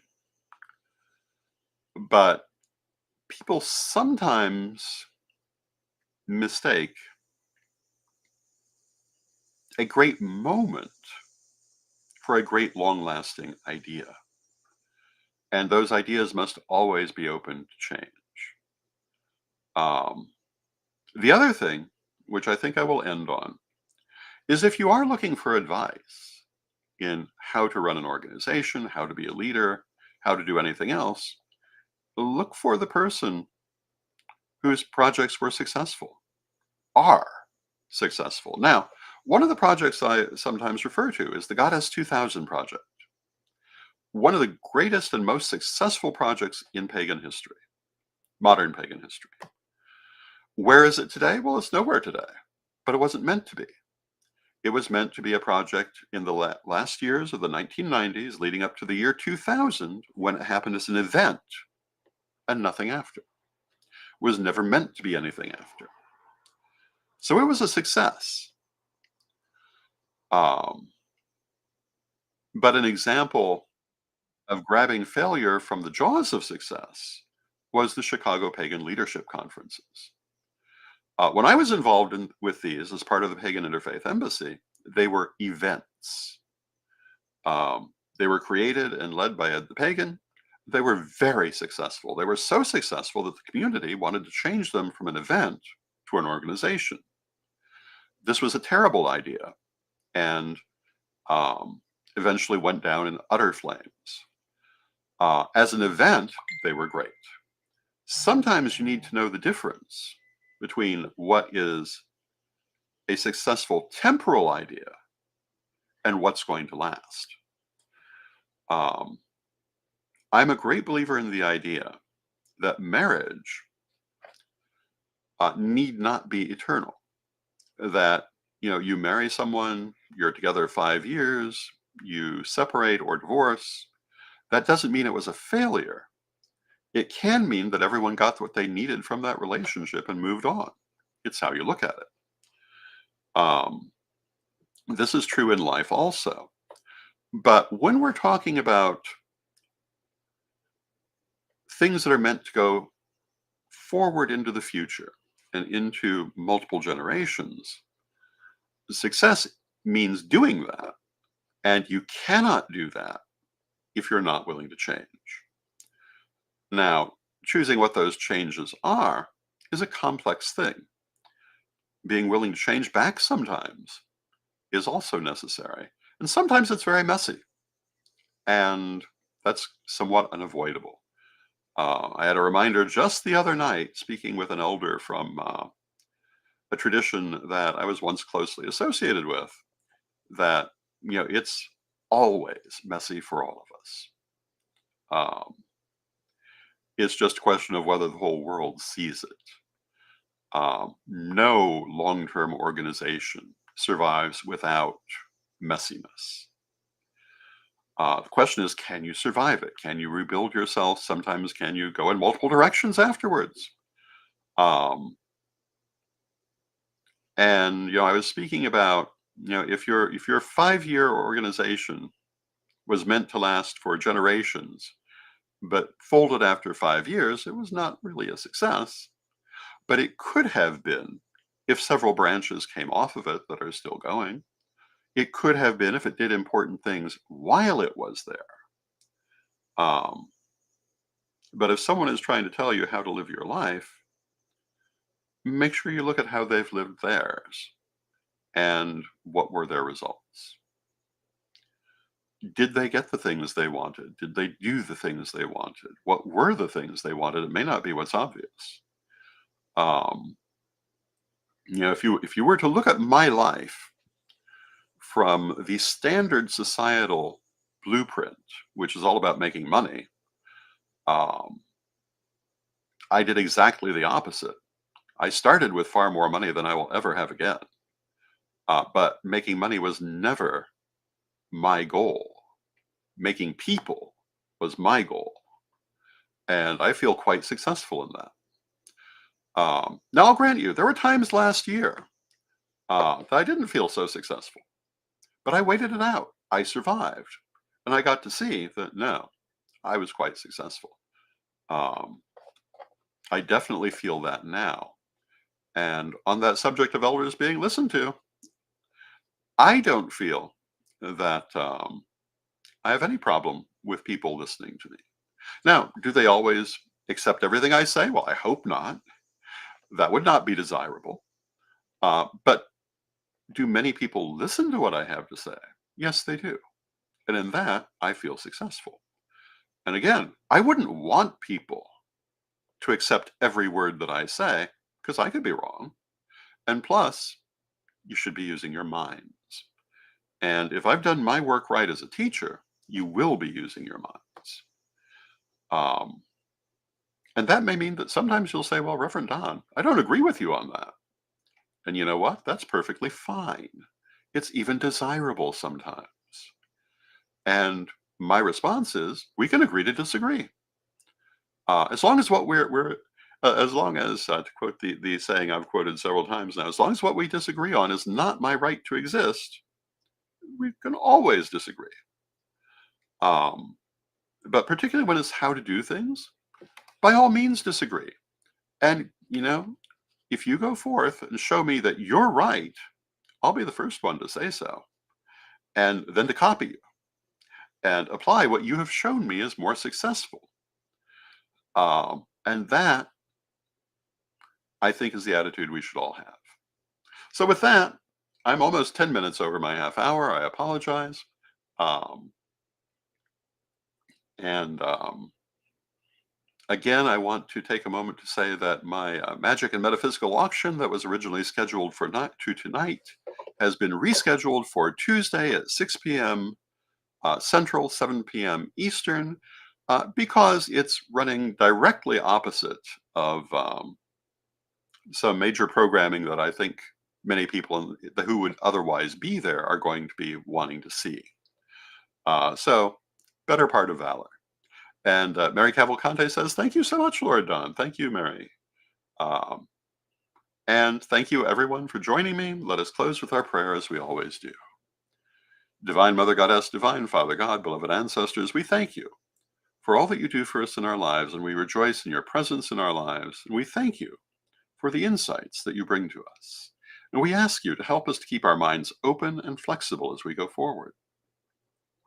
Help us to observe what works and what does not, and to find the best ways to do the things we wish to do in life.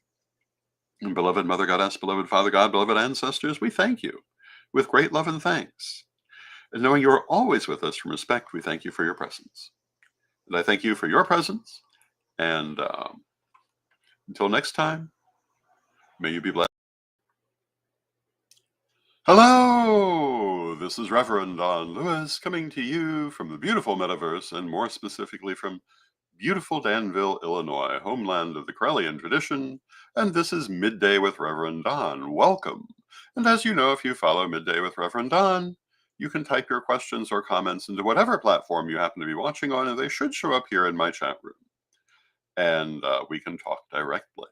I hope you've had a good week. Today is our weekly roundup program. And, I've got a couple of things, but most of the news this week has centered around the Democratic Party convention, which is a far more partisan subject than I care to comment upon. And so I'm not really going to look at that.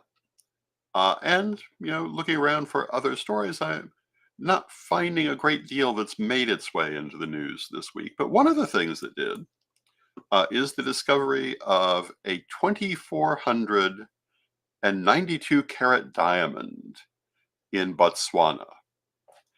And this is the largest diamond found in 119 years, and the second largest diamond ever dug out of a mine, after the Cullinan diamond that was discovered in South Africa in 1905. And it's described as being the size of a fist. And it certainly appears to be. And it's interesting when you look at it in the photos. In the photos, at least, it kind of looks like a random piece of glass. But of course, it's in its natural state. It's not been cut or polished or any of those things. And it's interesting to see how different it looks in that state. And hello to Zane in the chat room. It's good to see you. And it's an interesting story.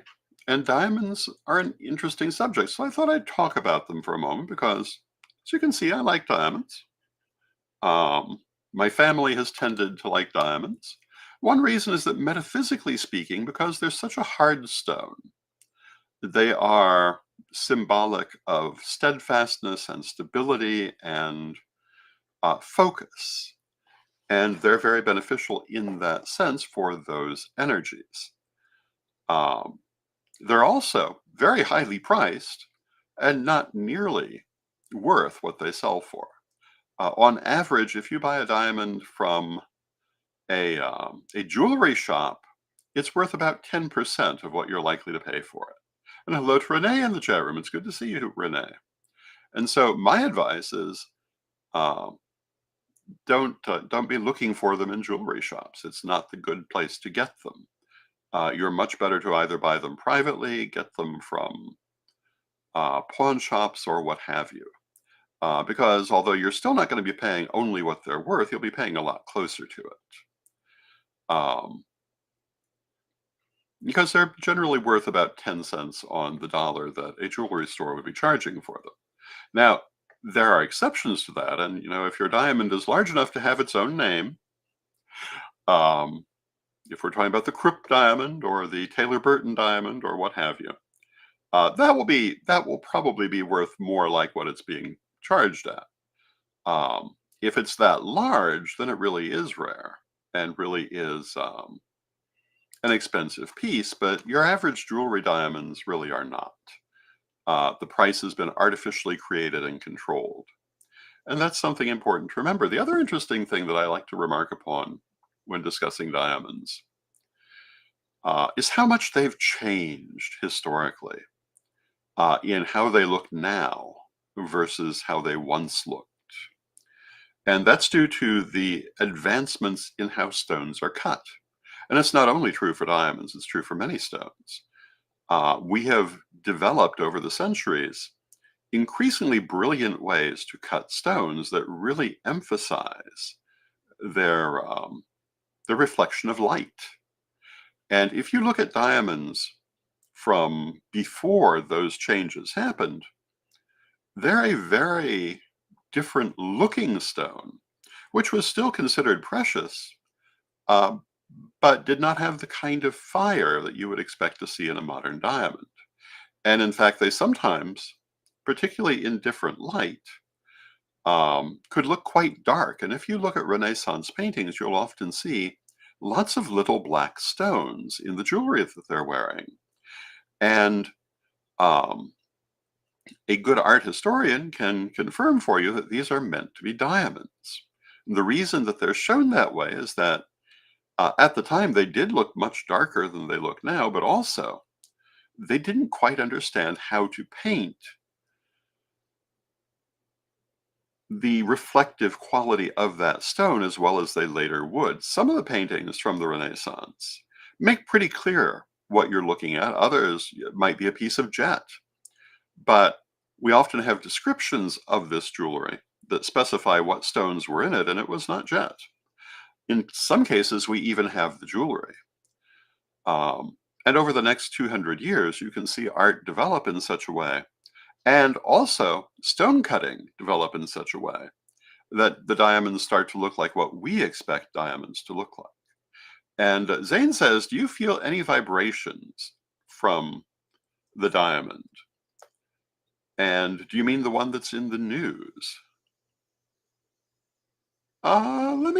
Let me look at that.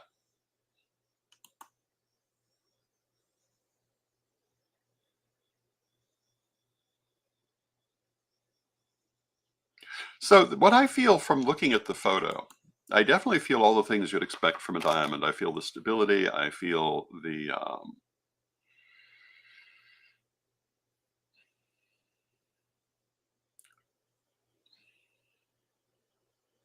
the strength of being, but it also feels kind of harsh to me. And diamonds can be. And one of the things that oh, and she means when I wear the diamond, when I wear diamonds as jewelry, yes, absolutely. Just as any other stone. And, you know, it's largely stability and focus. And I had one diamond ring once, and I was warned um, by Lady Crystal, speaking psychically, that it would have these qualities of focus and stability, but it would also be a very rough stone. It would force perfection. And I did not, in the end, keep that ring. That it would have very much a polishing effect on me in my life, but it wouldn't necessarily be a fun polishing. Diamonds can have that too. They can be a harsh stone. Some people don't like them because they think they even look harsh. And I think that with diamonds or any stone, your reaction to that stone is a combination of its qualities and yours. Um, and if you have a bad reaction to a stone, it may be because the things that that stone draws are things you don't want. And hello to Black Crystal in the chat room. And let me see if I have a good example handy. No, I don't know if I do. Well, how about this? This is one of my favorite rings. It's Tibetan, and it is set with turquoise and lapis lazuli. And both of these stones can be connected to psychic development, spiritual connection, um, and turquoise in particular to communication. Um, if you are someone who's afraid of psychic things, these are probably not the stones you want to be wearing. You probably would not like them very much. Or you might not have a good feeling from them, because these are the energies they will pull around you by and large. Now, I've said before, and if you really want to learn about stones and crystals, you can pre-order my upcoming book, Reverend Don's Book of Stones, Metals, and Crystals, from CorellianPublishing.com. And it talks about all of this in great depth. But every stone has its natural thing to be.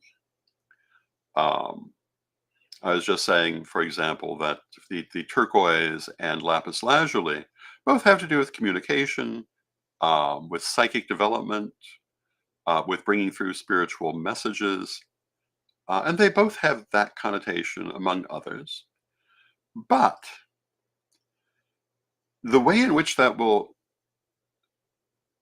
express itself through an individual stone may vary. Um, and this is one of the interesting things about natural stones. You could easily come up with a piece of lapis lazuli which focuses only on drawing certain kinds of psychic activity, or may focus on something completely different just because of its individual development. You have to be able to have a sense for it to really tell what it will be good with. And a piece of natural lapis lazuli or any other stone may be good for the things you expect it to be good for, or it may be good for something else because it had some unusual development in its history.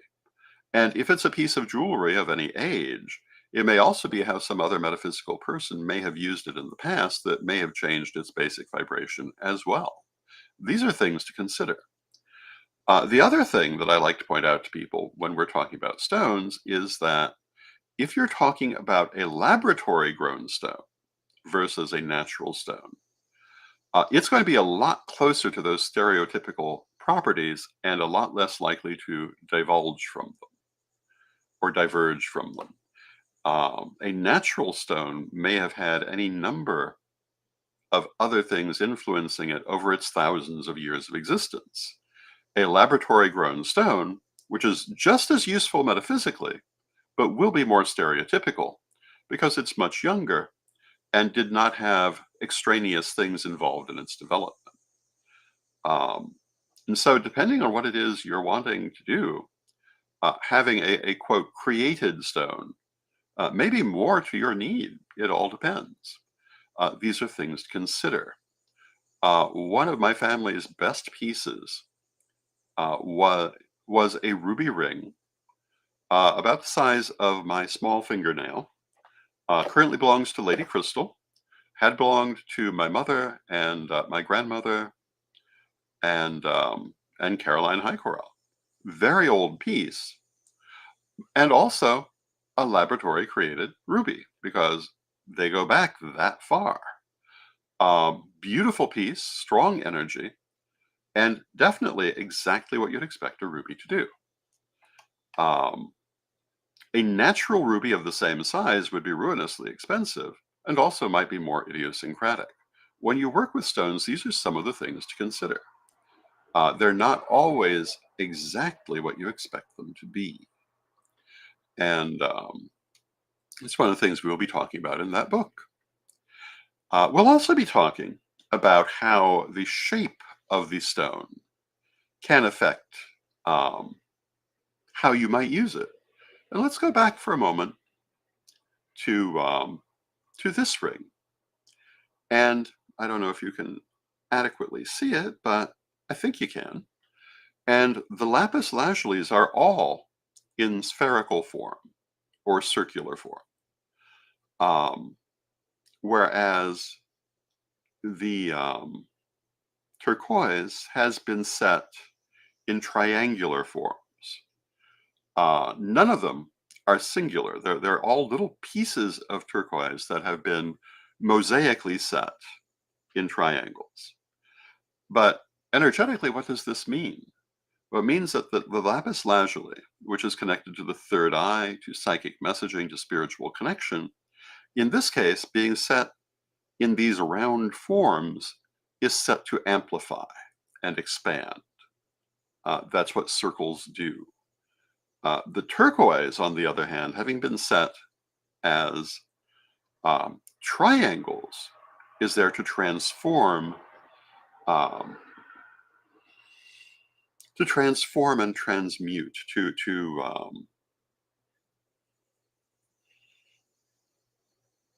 change as well as to develop. And because of the particular qualities of turquoise, to change the vibrations around the wearer to more easy communication and connection to spirit and psychic abilities. But that's an example of how the shape of stones will affect things. If you look at my rings that I'm wearing, all of the stones are round. They're all meant to amplify. And again, they all deal with stability and focus. So they're meant to amplify those traits.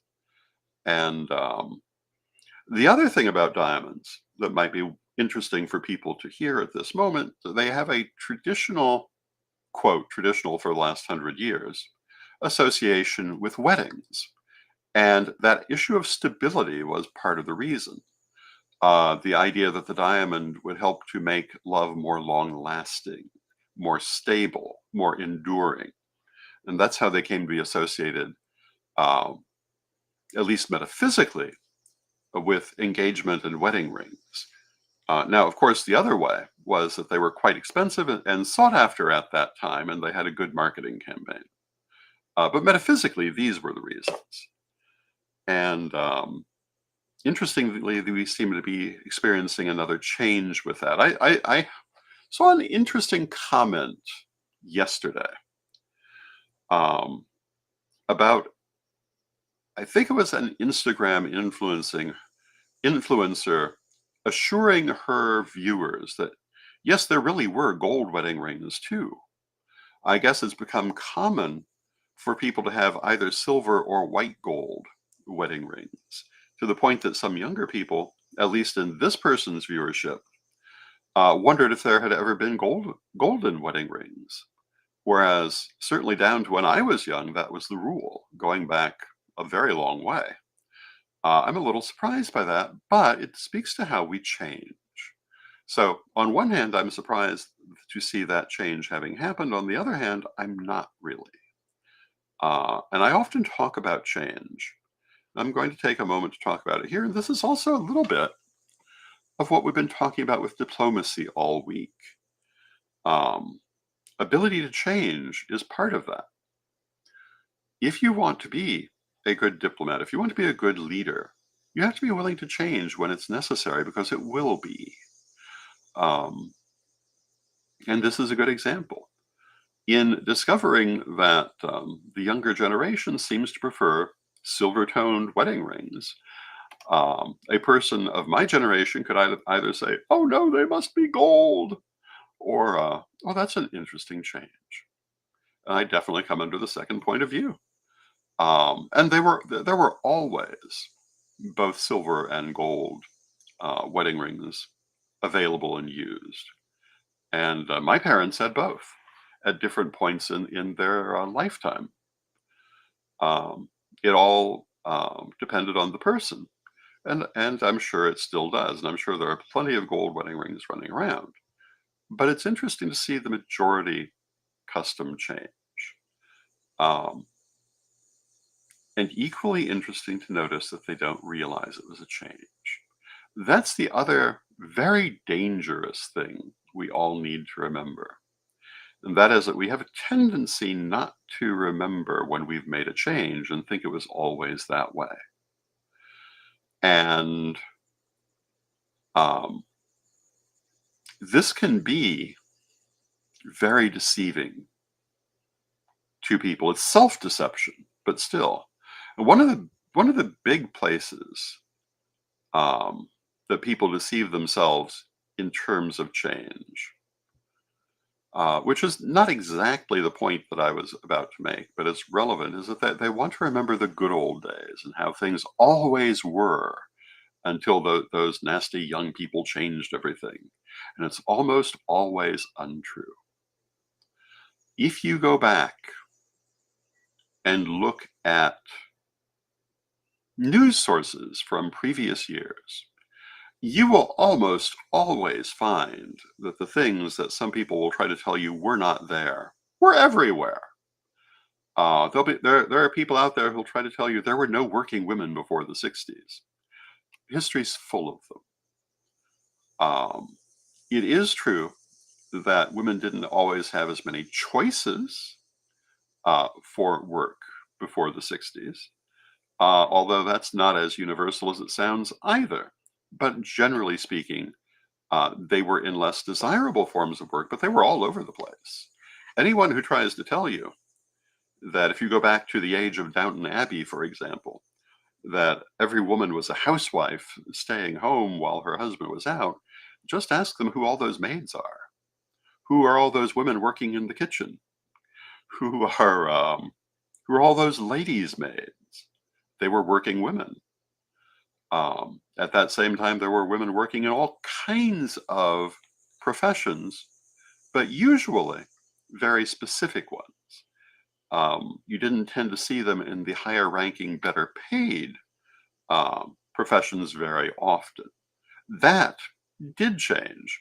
But if you go back a little farther in history, you'll find there were a lot more women in those positions than you expected too. There is a lot of effort to disguise the past into something it was not. People will tell you there were not many divorces before the 1960s. But if you go back and look, there were plenty of them. My grandmother was divorced. My great-grandmother was divorced. My great aunt was divorced. And they were certainly not alone. Go back and look in old newspapers from 100 years ago. You'll find notices of divorce. It absolutely did happen. Now, it didn't happen in certain countries, but what you'll find is people simply abandoning their family in that case. And a de facto divorce still frequently happened. Also, you'll find annulments, which are effectively divorces. And so this idea that there's really anything new under the sun is really just not so. And if you look at history, you'll find a lot more similarity to the present if you don't listen to other people's take on it, but actually look at what's there. One of the things you often hear about history is they were terribly dirty because they didn't bathe. And this is totally untrue and true at the same time. For the most part, people in history didn't bathe very often because bathing is to immerse yourself in water. And they did not, outside of the high nobility, have very good ways to heat large amounts of water. So if they were going to do that, it was going to be mostly cold or lukewarm water. So they didn't do it too often. That doesn't mean they didn't wash regularly. And they did. You find this referred to many times, some peoples more than others, some circumstances more than others, but it was not the way it's sometimes represented. But people have this idea and this interest of making the past look bad in order to help people feel better about injustices in the present. Well, at least we've come forward from that. And while that's true in some things, it's deceptive in others. And it certainly is never a reason not to look at the things that are not good now and try to change them. So, I mean, these are some of the things that go through my mind. It's very interesting to look at how people have lived historically. There's an old saying that travel is fatal to prejudice. that if you travel and you meet different people in different places and see how they live, what you're going to find is that people are people everywhere. Um, Now, I wish that were entirely true, that that was always fatal to prejudice, but there are plenty of people who have traveled and remained bigoted and prejudiced in their points of view. But if you have open eyes, you'll see that everybody is a person. Um, People you don't like are still really people. They have their own motivations. And I'm a believer in the idea that everybody does the best they can. Not necessarily the best thing that could have been possible in an ideal circumstance, but the best thing they could see as possible. I'm also a great believer in the idea that, with a few exceptions, people are never villains in their own story. Everybody, I think, is a villain in somebody's story, but rarely their own. No matter how bad they might seem, they usually think they're doing the right thing. Now, there are some exceptions to that. I think I would mostly think of those as mental illness. But even people who did horrible things often felt that they were doing good things. And hello to two neurons in the chat room who says, "Good afternoon, Uncle and Lord Don," which I believe tells me who two neurons is. Um, and welcome to you. But this brings us back to one of my favorite subjects, and we have only 5 minutes left, so of course I'm going to open the large subject. But what is good and what is bad? And the answer is it depends where you are and what your background is. Many of the things that we today would say are absolutely virtue, 100 or 200 years ago, people would have said were absolutely vice. Gender equality, most of us today would say this is absolutely appropriate. Um, a couple of 100 years ago, people argued vehemently against anything approaching it and thought it was a bad idea. Um, and hello to Vivian in the chat room. And Vivian um, has just said that I've heard that all stones need to have a breath, and that's why there's always a hole underneath your ring, or the set in which your stone is.